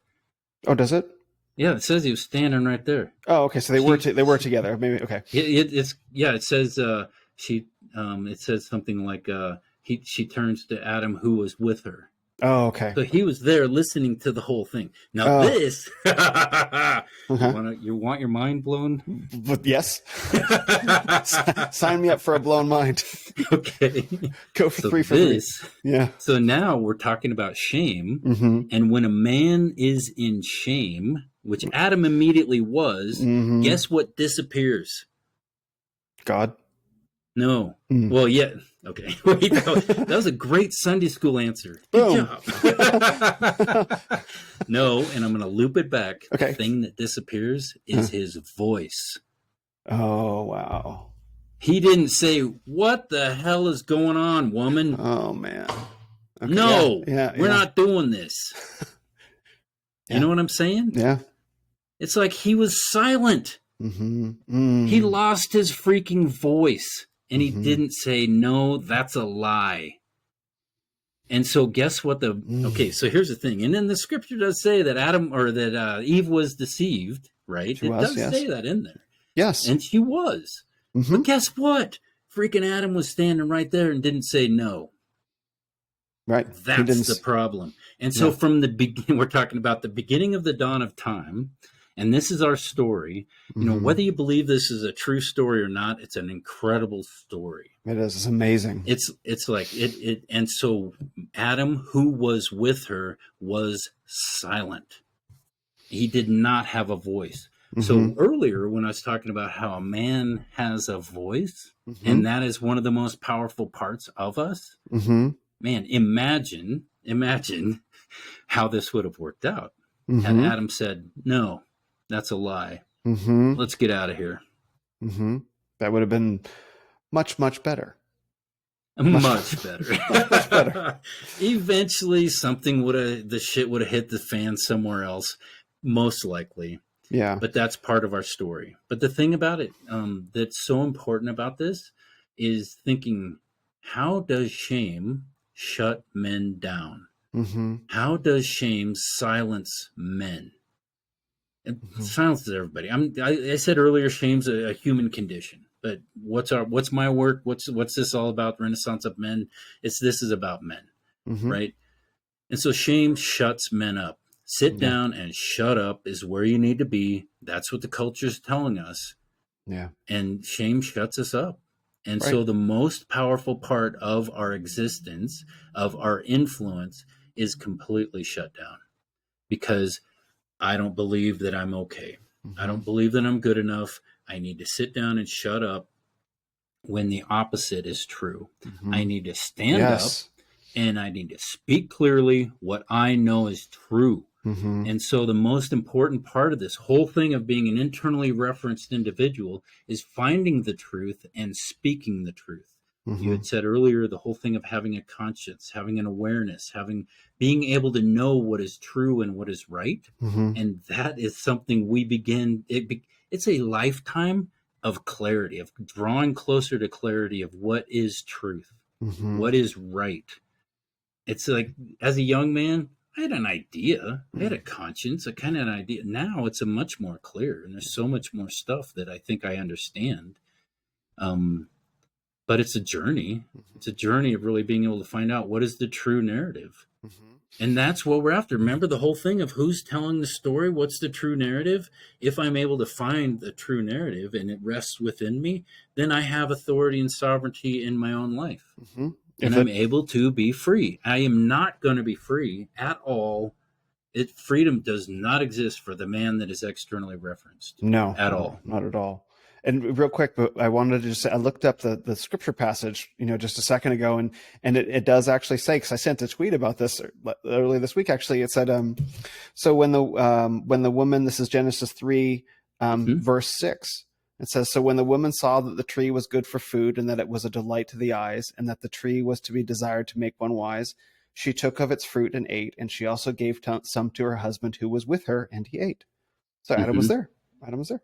I didn't know that he was He there. was right there. I didn't know he was there. And you're right. So he didn't speak up. And why did Adam not speak up in the face of evil? Because I guess I had thought that she was off somewhere doing something. Someone asked me on Twitter, well, Yeah. where was Adam? Yeah. And I don't know. Right. But he was right there. Why didn't he not Mm-hmm. speak up?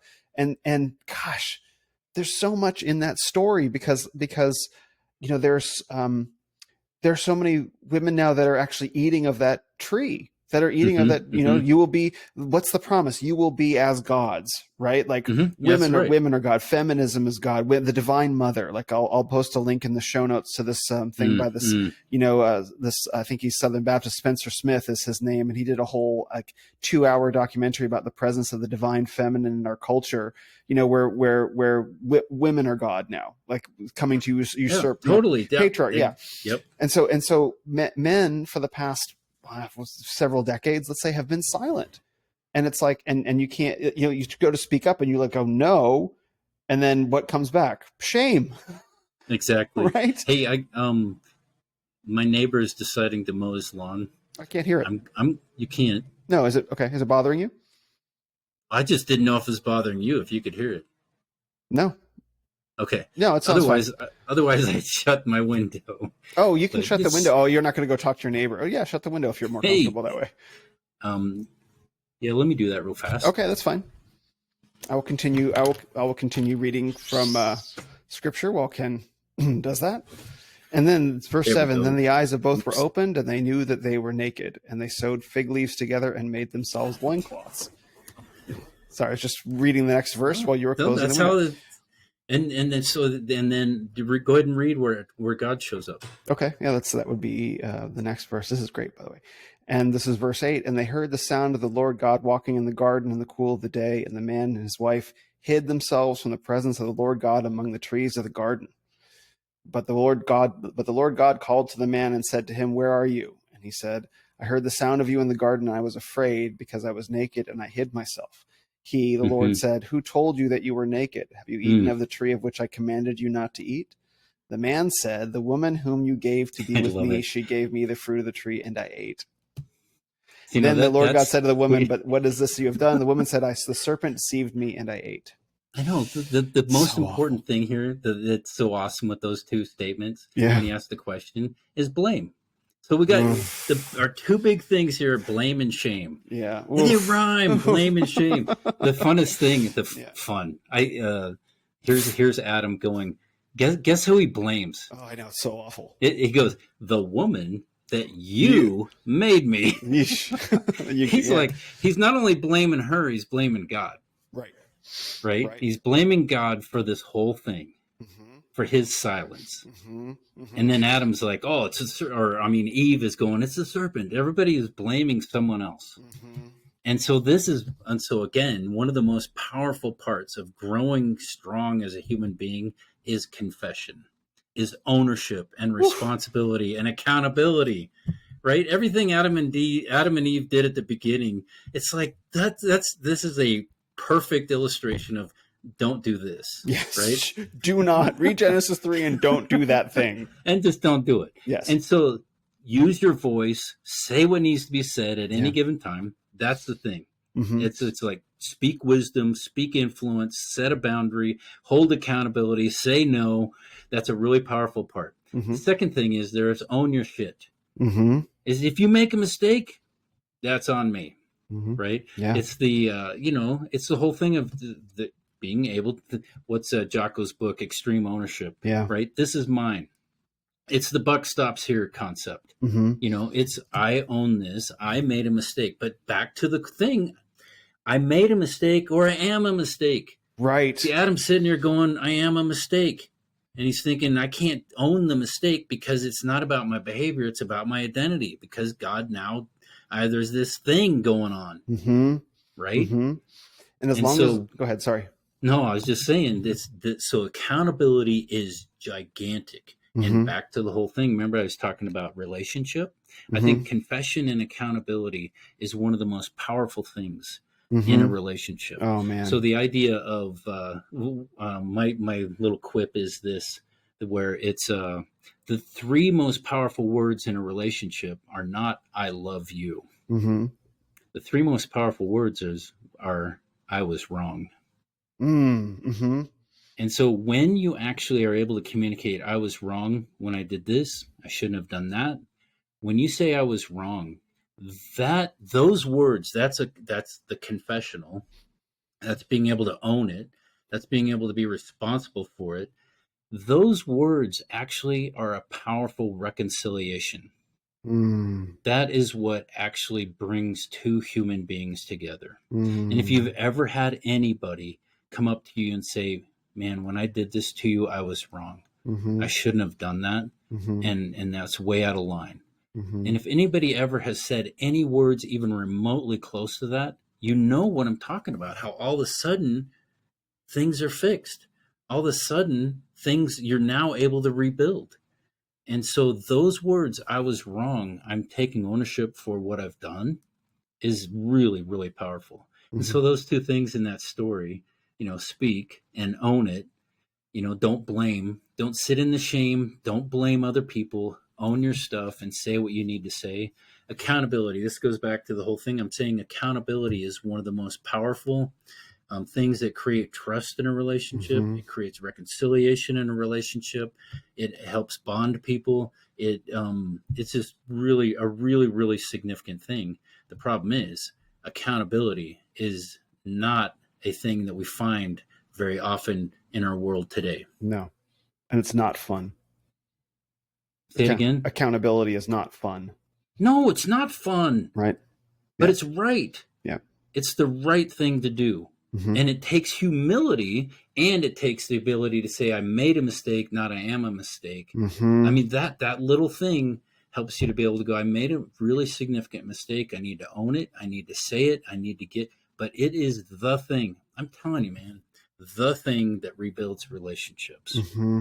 Yeah. And two things on that. The first thing that comes to mind is what prevents people from saying I made a mistake is that they've never actually confronted the deeper belief that I am a mistake. So if you're carrying around, I am a mistake, Uh when you huh. actually make a mistake, you can't actually say that you did because it just touches all that deep pain. It takes you even deeper into shame, right? Because it Mm-hmm. validates what you already believe about yourself, And right? does this take you back to what we were talking about? How if I'm living here, Yeah. right? If I live Mm-hmm. here, I'm okay. This Mm-hmm. this up here, this is safe. Yeah. Ugh. He's If I pointing go to his down in, head. what's that? There's people just listening, so you're pointing to Yeah. your head. Yeah. Oh yeah, yeah. Pointing to my head, Mm-hmm. down here in my lower surface, Belief and all my internal resources, my identity, my shame, all that junk. When I talk about resolving my own inner conflict, Mm-hmm.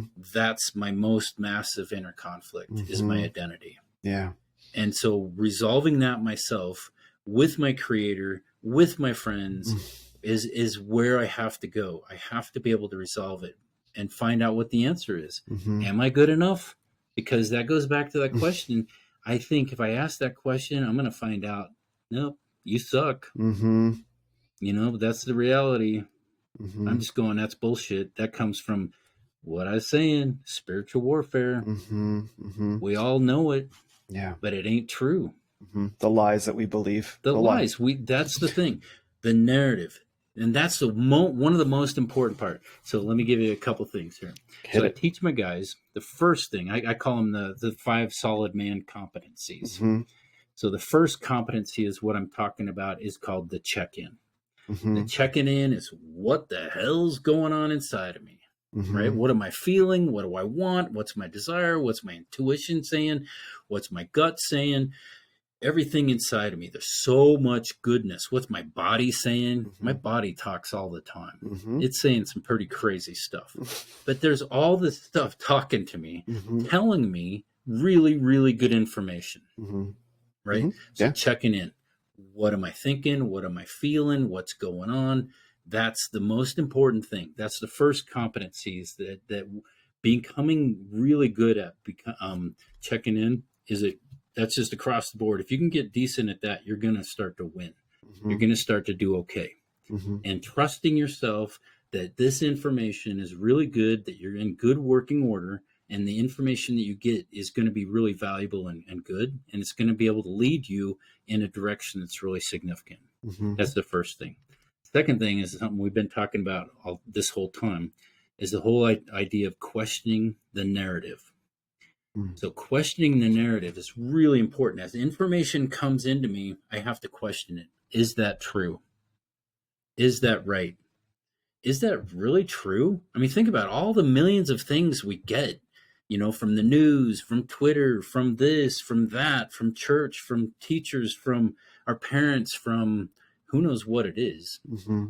It's all about the whole thing of it's a narrative. Everybody out there is telling a story, and you have to ask the question: is that true? Mm-hmm. Questioning the narrative is absolutely essential Mm-hmm. with being able to do life well, because Yeah. what you're wanting to do is find the truth. What is the Mm-hmm. true narrative that's going on? Mm-hmm. That's Yep. really, really important. The Mm-hmm. third thing is ownership, accountability, responsibility, that this is mine. And Mm-hmm. owning, like I was saying earlier, owning my shit. You know what I Mm-hmm. mean? It's Yeah. like I got stuff. I say stuff that's wrong. I shouldn't have said that. I shouldn't have done this. Owning it and being able to say I was wrong. That's a Mm-hmm. really powerful part of this whole thing. So that's the third one. The Mm-hmm. fourth one is the whole idea of holding the narrative. Once you find the truth, man, you got to hang on for dear, dear life. Mm-hmm. Remember that character in Pirates of the Caribbean that had on his fist? It's hold tight or Hold hold fast. fast. I Hold think hold fast. Yeah. fast. That's Mm-hmm. what it is. Hold fast. I was going tight. That's 5 words. Wait a second. Mm-hmm. Or 5 letters. So hold fast. It's like, man, hang on. Once you find the truth, like the thing is that, like I'm saying, I have a good mind. Mm-hmm. Man, I got to hang on to that for dear life. That truth that I have a good mind, I have to hang on to that because guess what keeps trying to creep in? Ken, you're stupid. You don't know what the hell you're talking about. I couldn't do anything that we're talking about here, Will, if I believed that. Right. If I believe I'm stupid, I'm able to give this stuff to you guys and this whole conversation because guess what I believe, and I'm holding fast to the truth that I have a good mind. Mm-hmm. Like I said, I'm not perfect, I'm not the smartest guy, but I have some good ideas, right? Mm-hmm. I've collected some things over the years, I and agree it's with like that. I think so. holding holding fast to the narrative. I'm telling you, everything in the world pushes you to where you all those other narratives. If you Yeah. don't hang on tight, man, it comes at you fast and strong. Yeah. Then the fifth competency, and this could take a totally different direction, is the whole idea of living in tension Mm. and living in tension, which means that I'll lean into conflict, Yeah. that I'll lean into saying what's right. But it's that thing at that moment when I need to say the words, no, that ain't right, like Adam shoulda. Mm. If he knows if I say that, it's going to create a hell of a lot of tension. Yeah. If I'm going to use my voice at any given time and hold somebody accountable or set a boundary or say no, man, tension. Or Mm. even if I say this is what I want, hey, I need a hug. Yeah. A little bit of tension because is she going to give me a hug or not? Right? It's there. It's so living in tension is a really, really powerful part of living a really good life of thriving. So, yeah. This makes me think of those are all wonderful, and I like that last one especially because that makes me think of this liminal space, and everything has the capability of being an initiation if you Yep. have the courage to step into it. Because you Mm-hmm. step into that moment where something happens, and it could be an emergency, or it could be who knows what it is. We'll just say a stranger shows up at your door. It's like, who is this person? And you have Mm-hmm. the chance to avoid the tension, or you can step into the tension, step into the Mm-hmm. liminal space, and be internally resourced with how to confront the situation in the proper way. Recently, recently I had a man get in my face, you know, Mm-hmm. and out of nowhere, just spontaneous burst of violence, right? Well, Mm. not but just anger, Just intensity. just real intensity Mm-hmm. come at me, and he comes charging at me like a bull, and I was just like, okay, like there wasn't any fear like, whoa, oh, no, get back. It was just like, no, I can actually stand here in myself, and if he's gonna rage at me, like at my face, like, yeah, okay, if he swings at me, I'll be fine. But I remember being very clear and present to stepping into that liminal space. Like, I remember the thoughts in my mind, like, what's actually going to happen in this moment, Mm-hmm. and not, Mm-hmm. and nothing ended up happening. And I just walked away and went somewhere else. And but that's a moment of like being able to hold tension, the tension Mm-hmm. of this man's anger, the tension of like my own fear, my own, okay, Mm-hmm. do I actually have to be prepared to act in this moment? And to be able to hold that tension. The situation was Mm-hmm. resolved fine, and it was all good. But versus like turning and running the other way, or having an angry outburst, or swinging at him, or like provoking Mm-hmm. him, or all that stuff. The ability to live in that moment of tension is so fundamentally masculine, and you can only do it when you're internally resourced, because you're not Mm-hmm. going to find the resources to do that outside yourself, right? Because And that, when yep. everything shifts, where are you going to go? The Mm-hmm. only place you can go is inside, and you have to find firm Mm-hmm. footing within yourself to be able to do that. Right. And the thing that you're talking about, and this is the whole idea of, remember how I was talking about those moments of tension, is the void, the liminal Ooh, yeah, that's space, the it. Yeah, void, yep. right? It's that space of, and the word that you're talking about there of the void is the uncertainty. Mm-hmm. How's this going to play out? Mm-hmm. Right. But the thing is, every time you go, you embrace that void, you embrace that moment, you live in the tension. Every time you do that, whether it's a little thing or a big thing, it's like something in you grows, and that thing is confidence. Mm. And so the confidence says two things: I'm okay, and I got this, Mm. right? And so that moment So that happened, fantastic. You do have a that very good mo- mind. well, that moment that happened, here you are, now you can go, I got this. Mm-hmm. I can handle when some guy gets in my face. Yeah. Even you're kind of going, I can handle a number of things Mm-hmm. if this happened. But the way it turned out, I got this. Mm-hmm. And so if you were to, there's a million different things that happen to us. But every time that I go through something, I go through that liminal phase, the liminal space. Mm-hmm. I The go void. through the void. I embrace it. I stand in it. I stay in the tension. I learn something about myself. Mm-hmm. And usually it is, I'm not so damn fragile, and I can handle just about anything that comes along. Mm-hmm.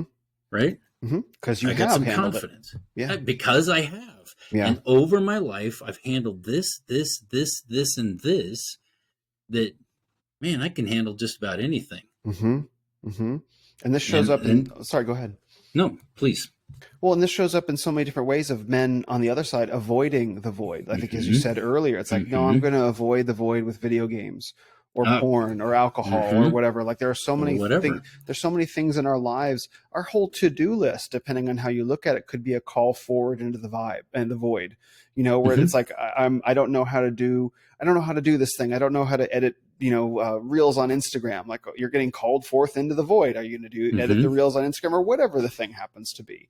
And that's Yeah. its own form of initiation, and being able to step into that tension of, okay, I made a mistake, but I'm not a mistake in trying the new things. Like, this And is all. trying, Yeah. exactly. Mm-hmm. Yep. Trying the new thing, being able to do it. Because the whole thing of, if you're able to make mistakes, if you're able to try new things, then you're gonna be able to learn. You never learn if you just sit back, and you're hitting it really well when you say what men will do to avoid is silence, Mm. or video games, Mm-hmm. or some distraction, something that's going to just keep me away from it. Yeah. It's not just video games. It'd be reading my Twitter feed, or it'd Alcohol, be porn. Yeah, yeah, exactly. Yeah, anything. tons of different things. It could even be exercising. Yes. It could be a million different things. It's going to distract me from having to take care of what the heck's going on inside of me. Mm-hmm. Like I said, resolving my own inner conflicts, even taking time to listen to myself and checking in. The whole thing of checking in, what's going on with me right now? It's scary. It scares so many guys because Mm-hmm. I don't know. I don't have awareness of it. Mm-hmm. And so this everything you're talking about right there is spot on. Mm-hmm. So one of the things that I wanted to go back to with regard to shame and apologizing and saying to someone I was wrong, I Mm-hmm. made a mistake and not I am a mistake, is this notion of justice, that we have a sense that when we apologize for being wrong with someone, that we will experience some kind of justice, and Mm-hmm. that it might be bad. Like we might have to apologize for being wrong, and in that moment of admitting that we're wrong, we open up ourselves to the possibility of Uh-huh. justice. But on the other side of that, I think what I've experienced most of the time is a word that we don't say very often in our culture, which is mercy. That Mm-hmm. there's this fear that the righteous hand of justice will come down, and sometimes it does, but that there's also in a true confession, and this is Christianity, this is Christ, this is God, in a Mm-hmm. true confession and true repentance, we find mercy. And it's Mm-hmm. almost like people probably don't necessarily know, like, no, that's a thing, because we don't ever say the word mercy anymore. We're so hung up on justice that the experience of mercy is not something that we're familiar with, and we've never received it in our lives, Mm-hmm. because maybe our dads or our friends or our Mm-hmm. school, where we're not merciful because they don't have that move. And I'll take it a step further. Excellent. Um, no, the whole thing. You might have heard somebody say this: mercy is not getting what you do deserve. Oh, I haven't heard that. I like that. Okay, so Yeah. it's not Oof. getting what you do deserve. Yeah. Like if I confess something, I deserve some kind of punishment, Yeah. right? But mercy is I'm not going to punish you for that, Mm-hmm. right? And I think good people, you will, like if you confess something, a good loving individual would give you mercy. Yes. And that's what I'm saying. It would do something to repair the relationship, Mm-hmm. and that's a really significant thing. But it's all this whole thing revolves around the word deserve, right? Mm. And deserving. And so the other word that I wanted to take it up a notch is the whole thing of grace. Because if Mm. mercy is not getting what I do deserve, Mm-hmm. grace is getting what I don't deserve. Mm. And Oh. so grace is the Oh. whole thing. Grace. Ken Curry ruining my mind. Ken has a very No. good mind. Will doesn't have a mind anymore. So the whole idea of grace is when somebody gives me a gift of relationship, right? Oh. I don't deserve it. I Uh-huh. just made a mistake. I don't deserve your love or your respect. But here's the thing. Well, you're kind of saying that most of us are afraid of justice, Yeah. of not getting mercy. Yeah. But the thing is, like I said in my men's group, when men speak and they say this is the mistake I've made, or they open up and say this is the my shame, this is the things that messed up my life, this is where I turned awry, this is Mm. where I made my mistakes or whatever. And the thing is, everybody who is listening in, it's like who are there in the room, it's like they respect you. Mm-hmm. And it's like it's less likely that people would be judgmental and and demand justice than giving grace and mercy. Mm. And because most Mm-hmm. people are really good. Mm. But Yeah. guess what? There are really bad people out there. There are. And that's the thing is, don't open yourself up to people who are horrible that are going to judge you and demand justice. It's Well, like so, that's so not. some of us don't have that choice, though. Like some of us had It's true. parents, fathers, It mothers. is true. You It know. is true. Mm-hmm. But that's where so many people, as they navigate dealing with their family of origin, is I cannot be as open with them as I used to be. I just Yes. can't. Yes. And that's the thing. And this is wisdom: is I have to be able to discern who is a safe person, who is an unsafe person. Mm-hmm. And I'm saying most people really want to create safety. Most people want to be able to do that. But there are a lot of people out there who just want to destroy you. Mm-hmm. And those are the people I'm not going to open up to. Now, Will, one of the things you've talked about is the whole thing of emotional availability. I Hmm. think that's accessibility, availability. How do you say it? Emotional accessibility, yeah. Yep. Yeah. As a Because we substitute for the word vulnerable, because exactly, and yeah. we've talked about that because I've used the word vulnerable, and I do really enjoy the whole thing of emotional accessibility. But Hmm. even what we're talking about, remember, emotion is just a little part of my internal resource. Mm-hmm. What if I'm accessible to my whole internal process, right? But here's my point that I wanted to make with that was the whole thing of I see that my emotional accessibility as a, uh, a a currency, like $100 in my wallet. How am Hmm. I going to spend this? Mm-hmm. Am I going to spend this with somebody who it's unwise to spend my emotional accessibility? It's like no. I want to give that and I want to save that for people who are beloved to me. I want Mm-hmm. to save that for the people who I really want, and I'm not going to spend that currency willy nilly. Mm. But that's that to your point of what you've talked about before is the culture wants a man to spend that currency willy nilly and give Mm. it away all the time. Yes. But On it's like, demand. no, or exactly. Yeah. They demand us to be open like that. No, the way that I do emotion, man, this thing is guarded Yes. almost all the time. Mm-hmm. And I am only going to speak to few people. Mm-hmm. That's the thing. My emotional process that I'm gonna share that with just very few people in my life.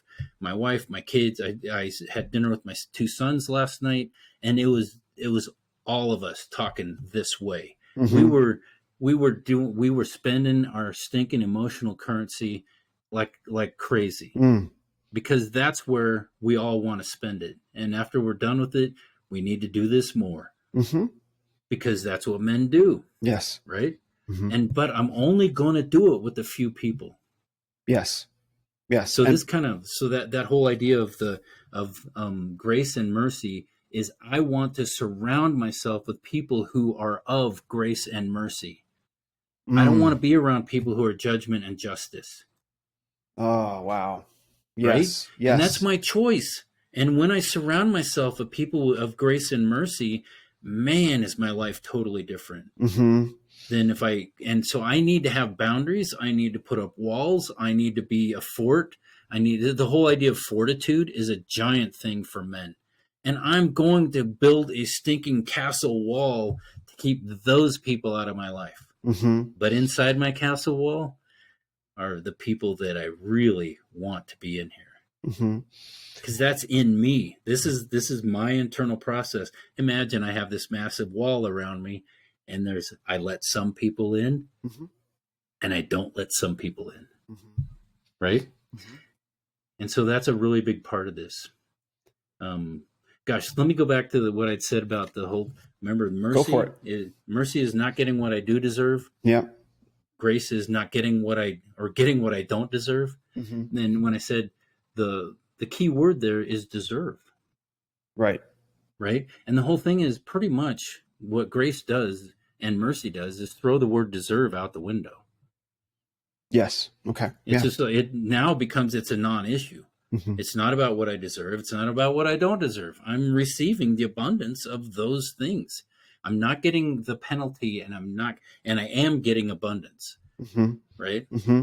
And that's what grace is all about. Grace and Mm. abundance are the same thing. Mm. It's pretty much these beautiful, wonderful things are being bestowed upon me, Mm-hmm. and I don't deserve it. Mm. What did your friend Allison Armstrong? I think Mm. she talked about deserve. She goes, "Men have the equation: what I did right minus what I did wrong equals what I deserve." Mm. And guess what? That always ends up Nothing. minus zero. Right? Yes. It's Negative. less than it is less than zero. Yeah. It is not only nothing; it's less than zero. Yeah. Right? So if we live in a deserve equation, it's like we will get less than zero. Yeah. And so Yeah. we cannot live by deserve Ugh. at all. That just cannot be our equation at Mm-hmm. all. And so we got to be able to throw deserve out the window and begin to live with grace and mercy and abundance and just accept the beautiful things. And that's where gratitude comes in life of just having a totally different mindset. of just exploring and experiencing the most beautiful things you can. Mm, this is so great. Okay, so this And then idea. that no, Go ahead. No, please sorry, keep going. sorry. And that's the word that I use for that is thriving. And I used that earlier, Okay. right? Yes. Men So can thrive. Got it. that's how I'm going to thrive, Yeah. right? Is by living, by accepting abundance, pursuing abundance, and having a more abundant mentality. Mm-hmm. Because the opposite of abundance, you've heard this, it's the scarcity mindset, Yes. right? Abundance is there's enough, there's plenty. Mm-hmm. The scarcity mindset is there's never enough. Mm-hmm. And living in a scarcity mindset is the same thing as I'm not enough, I'm not good enough, there's never enough. It's all externally referenced. It's all that stuff out there needs to fulfill and make me whole. Mm-hmm. And guess what? There's never going to be enough to make you whole if you're Mm-hmm. looking from the outside. Mm-hmm. The only place you're going to find the ability to become whole and complete is internal with your relationship with God. That's Mm-hmm. it. You can never find it from anything that's external. Not your big pickup truck, not your big dick, not your big wallet, not your big notch count. None of that stuff is going to complete anything within you. Mm-hmm. It's all about who am I and being able to defeat that idea of shame. But that's where scarcity, that's what it's never enough. So Mm-hmm. living with abundance is the wholeness of being able to move toward thriving Mm-hmm. and being whole and complete. Me plus nothing equals acceptable. Mm-hmm. This is why elders matter, because everything that you're saying right now, said from a 35-year-old man, very different. Mm, Equally true, but when you talk about being fortified, there's the difference between a man who's lived for 35 years and been able to say fortify his castle, and many mm-hmm, men can do a great job in that time. mm-hmm, But to have lived 60 years or more and to have fortified a castle is a very different castle, because that castle involves 40 years of marriage with a wife, mm-hmm. kids, grandkids, 5 different versions of yourself, I think you said, right? You know, from being from being a young punk, from going through several different life transitions, through mm-hmm, cancer, a stroke, a loss of your own father. You know, mm-hmm, like a 35-year-old man can realistically only can only experience some of those. And if a mm-hmm, 35-year-old man who's, I mean, leaving aside kids and grandkids, right? Like, mm-hmm, you know, a 35-year-old man who experiences so many different life changes, who experiences cancer, the loss of his own father, like that's a pretty burdened man. But over the course of a much longer lifetime, men have the opportunity to learn so much about life. And so when you talk about fortification, when you talk about grace and mercy and abundance and thriving and shame, it's from a position of lived experience. And this is what you mean about the voice. This mm-hmm, is what you have earned in living the life that you have, to be able to speak these things. And I'll speak for myself. It's like, this impacts me, right? mm-hmm. You know, like I'm I'm going to go back and listen to this many times over. No, really, because the ideas that are swimming around in here are so fundamentally important, beginning with shame and with redemption and salvation and Mm, forgiveness and mercy and justice. Like, you can't read enough books to really get these ideas, and you have to live them. And this is exactly why we need elders. Exactly why men need elders, to teach us this. mm-hmm. And and it's, gosh, it's sad that we don't have elders. Yes. It is a rare thing. Mm-hmm. There are a few guys out there, amazing guys out there. It's just there's not enough. Mm-hmm. And my hope would be that as the young men start growing up, that in 10, 20, 40 years, that we start seeing men having a voice, men speaking into the younger men's lives, and that it would just be a tidal wave where it would come back to where we would have the sages Mm-hmm. and men wouldn't retire, because that is the probably one of the biggest, I almost said biggest shame. Maybe that's part of our whole manhood thing. One of our Yeah. biggest shame is men retire. Yes. And that is the biggest loss that I think everybody has experienced, Mm-hmm. is men retiring and watching baseball on TV Being disposed of. and just kind of, I'm done, rather Yeah. than going, man, I have a hell of a lot to offer. I have a Mhm. massive amount of influence. I have a massive amount of wisdom. Just going to coffee with men, drinking a beer here and there, and playing with my kids, my grandkids, whatever. It's like reading to kids at the grade school. Who knows what it is? Mhm. But just being present. That was a Will, we haven't even talked about that, and someday maybe we will. But I talked about voice, but the second one I was saying was presence. Mhm. And presence is literally just being there. Mhm. You know, there's so many things that just being there, and I don't even have to say anything. Mhm. Being there in the tension, being there in the moment, being there in the experience. Every one of us know what it's like to, we're physically there, but we are not there. We're Yes. either distracted or I'm trying to think of the word where we're somewhere else. Absent, spaced out. Absent is the Yeah. word. Yep. Yeah. Where we're not there. We're not engaged with our own life, with my own self, let alone with other people that I'm with. Mhm. And like I said, that's a category of hell. Mhm. It is not a good experience. I mean, Anyway, presence. let's talk about it. I mean, I don't have anywhere to be but right here, like I'll take up as much time as you give me, you know. Actually, I was thinking, Will, I'm kind of feeling spent a little, Okay, fair. but let's talk a little bit about presence. Okay. And then let's call it. All Okay. right. So the idea of presence, gosh, and the reason why I think these two words are so powerful to me is because I think they're two really godly words. Mm. They're godly meaning that they are like God. Mhm. Like this is how God operates. And you think about with the voice, you think about His word, right? His word is His voice. This is Him speaking, and so the word, like Jesus, is the word coming Mhm. from God. The Bible is God's word, and so His God's voice is a really really powerful part of who God is. Mhm. The second thing in the scriptures, you'll see this: the presence of God is equally as powerful. And it's like he's just there. He's not doing anything, he's not saying anything, he's just there. Mhm. And you think about Moses and the burning bush. You know, the presence of God was represented by a burning bush, but it was like, this is freaking holy ground. Mhm. You know, freaking. Should I say freaking? Because that's a. It's fine. It's fine. Like, this is holy ground. This is a Mhm. moment where you would take your shoes off Mhm. because the power of God exists because of His presence. Mhm. And so here I am saying something very similar. I'm saying that men made in the image of God have these two categories equally as powerful as God. Mhm.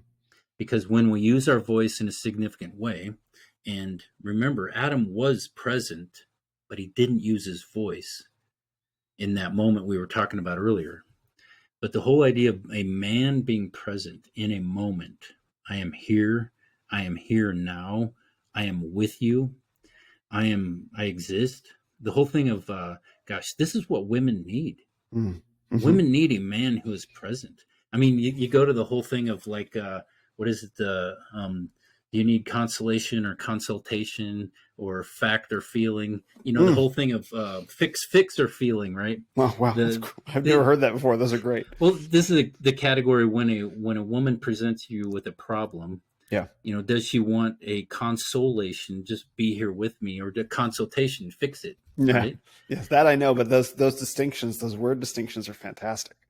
So the category of what does a woman need? Yeah. She doesn't need you to fix it. Mm. She needs you to be there with her. Yes. And being there with her is presence. And the presence is what is powerful. And the presence is what she needs. And the Mm. presence creates security. And that's a really significant thing. Mhm. The other category is like with your kids. I mean, think Mm. about how many of us would, when we talk about our fathers, would use the word absent. Mhm. Yeah, he was there, but he was watching TV. Yeah. Or he was there, but he wasn't really there, Mhm. you know, or he wasn't really there. He Right. was off working too much or he doing his own thing or whatever, right? And presence as a father is like in it, you just gotta be there. It's just you, because here's the thing. Now here, that's another category on this. Men, fathers, we think the biggest thing I got to do is provide, right? Mm-hmm. I got to provide shelter. I got to provide clothes. I got to provide food.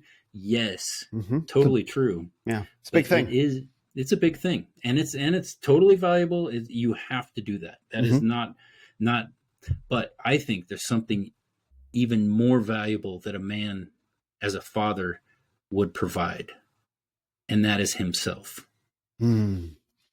Being present, being there, is being there and playing, wrestling, talking, joking around, doing something, just being there. Yeah. And the thing I'm saying is the pressure's off. I don't have to fix it with my woman. I can just be there and listen to her. I don't have to say anything with my kids, or it's just I just got to be there. Help Mm. with homework, toss a ball around, you know, just be there. Yeah. Presence is a really, really powerful thing. And it's not just physical. Remember the whole thing of it's all my internal resources. I'm giving you my heart. Yeah. I'm giving you my soul. I'm giving you my mind. I'm giving you my strength. That's what it means to be present. Mm-hmm. Amazing. And I think so many children have said, and I've read, it's like, we didn't have a lot growing up, but my dad was there. And maybe they didn't You're use the right. word presence, but there is something to that. It's like, yeah, Mm-hmm. we didn't have a great life, we didn't have a comfortable life, but like my father was there. My mother Yeah. was there, right? Mm-hmm. And that means more to kids than having so much prosperity, because so many fathers do get caught up in the Ex- provide kind of thing, right? And yep. they're Exactly. absent, right? They may provide a Yep. great life for their kids, but but they're not there. They're not there. And Mm-hmm. that's Robert Bly, right? The father, the love unit that was most damaged by the Industrial Revolution has been the father-son bond. Yeah. The Yeah. father no longer being present, whether he's working in the factory or working in the office, he's or working in the shop, he's not present. Yeah. And that's more than a Yep. quality of physicality. That's a quality of internal resourced being there in the Yep. moment with, yeah. Being present. Yeah. Mm-hmm. Being there, and this comes back to your whole concept of openness. Mm-hmm. I'm available. I am available to you in my whole being because you are one of those people that are inside my fort. Yeah. Group of you. It's I can't like get you to you're leave. you are in my inner circle, and I am giving you my whole being. Yeah. And I'm not giving that to everybody Mm-hmm. at all. Mm-hmm. Yeah. There is one more thing that I want to say, because it's going to burn me up unless I say it, is that we were talking about grace, and we were talking about shame, and we are talking about what's moved in us heart and what isn't moved in us Mm-hmm. soul. Mm-hmm. And there's a component and accountability and responsibility, and there's a point at which unless a man really takes accountability, steps up and says I was wrong, and steps into that space, he will Mm-hmm. never be able to discover grace, mercy, or grace. He'll Mm. never, and Yep. like until you learn Mm. to say I'm wrong, you never can discover mercy. You can never discover grace. And I wonder if you can ever discover God if you can't Mm-mm. discover mercy or grace, because Mm-mm. those are the things. Once you like, wow, I received something I didn't deserve. Maybe there's something more to life than justice, right? Woo! Right? Yeah, Dude, man, that's why it is such a gift. That's yeah. why, yep, it is a gift. Jesus is a gift. What Mm-hmm. he has done for us was a gift. We do not deserve it at all, Mm-hmm. one bit. And that's the thing. And it's just not that. It's like life is a gift. Yeah, A hug is a gift. This conversation is a gift. yeah. It's like my anniversary was a gift. It's Yes. like spending time with my sons yesterday was a gift. Yeah. And it's like, man, there's just like so many gifts that we are given. And seeing life as a gift, I love this. Mm-hmm. I love it. Yeah. It's just seeing everything as a gift, is gratitude, is the grace, it's the abundance. Absolutely. Yeah, I hope you can see it, but I'm very moved by this conversation. There have been other conversations that I've had in the past, other podcasts, where I've been very moved at the end, and I haven't been able to show it. I didn't know Well, how it'd that's be. now your heart's being moved, baby. Yeah, for sure. Very much so. Very much so. So Thank you for good. the gift of this conversation, Ken. This has exceeded my wildest expectations, and they were already like, "This is going to be amazing." So, thank you so much. Yeah, I'm happy where we went with it. And there's, like always, more stuff we could talk about, but Yes. so good, so Yeah. good. Will, I appreciate the opportunity. Um, the my my website Yeah. solidman.com. I got, tons of options on there, but if anybody has any questions or anything, feel free to log on to that, and I'll get back with them for sure. Thank you so much, Yeah, Ken. Thank you for the gift of this conversation. you bet, Will. It was definitely a gift. Amen. Much appreciated.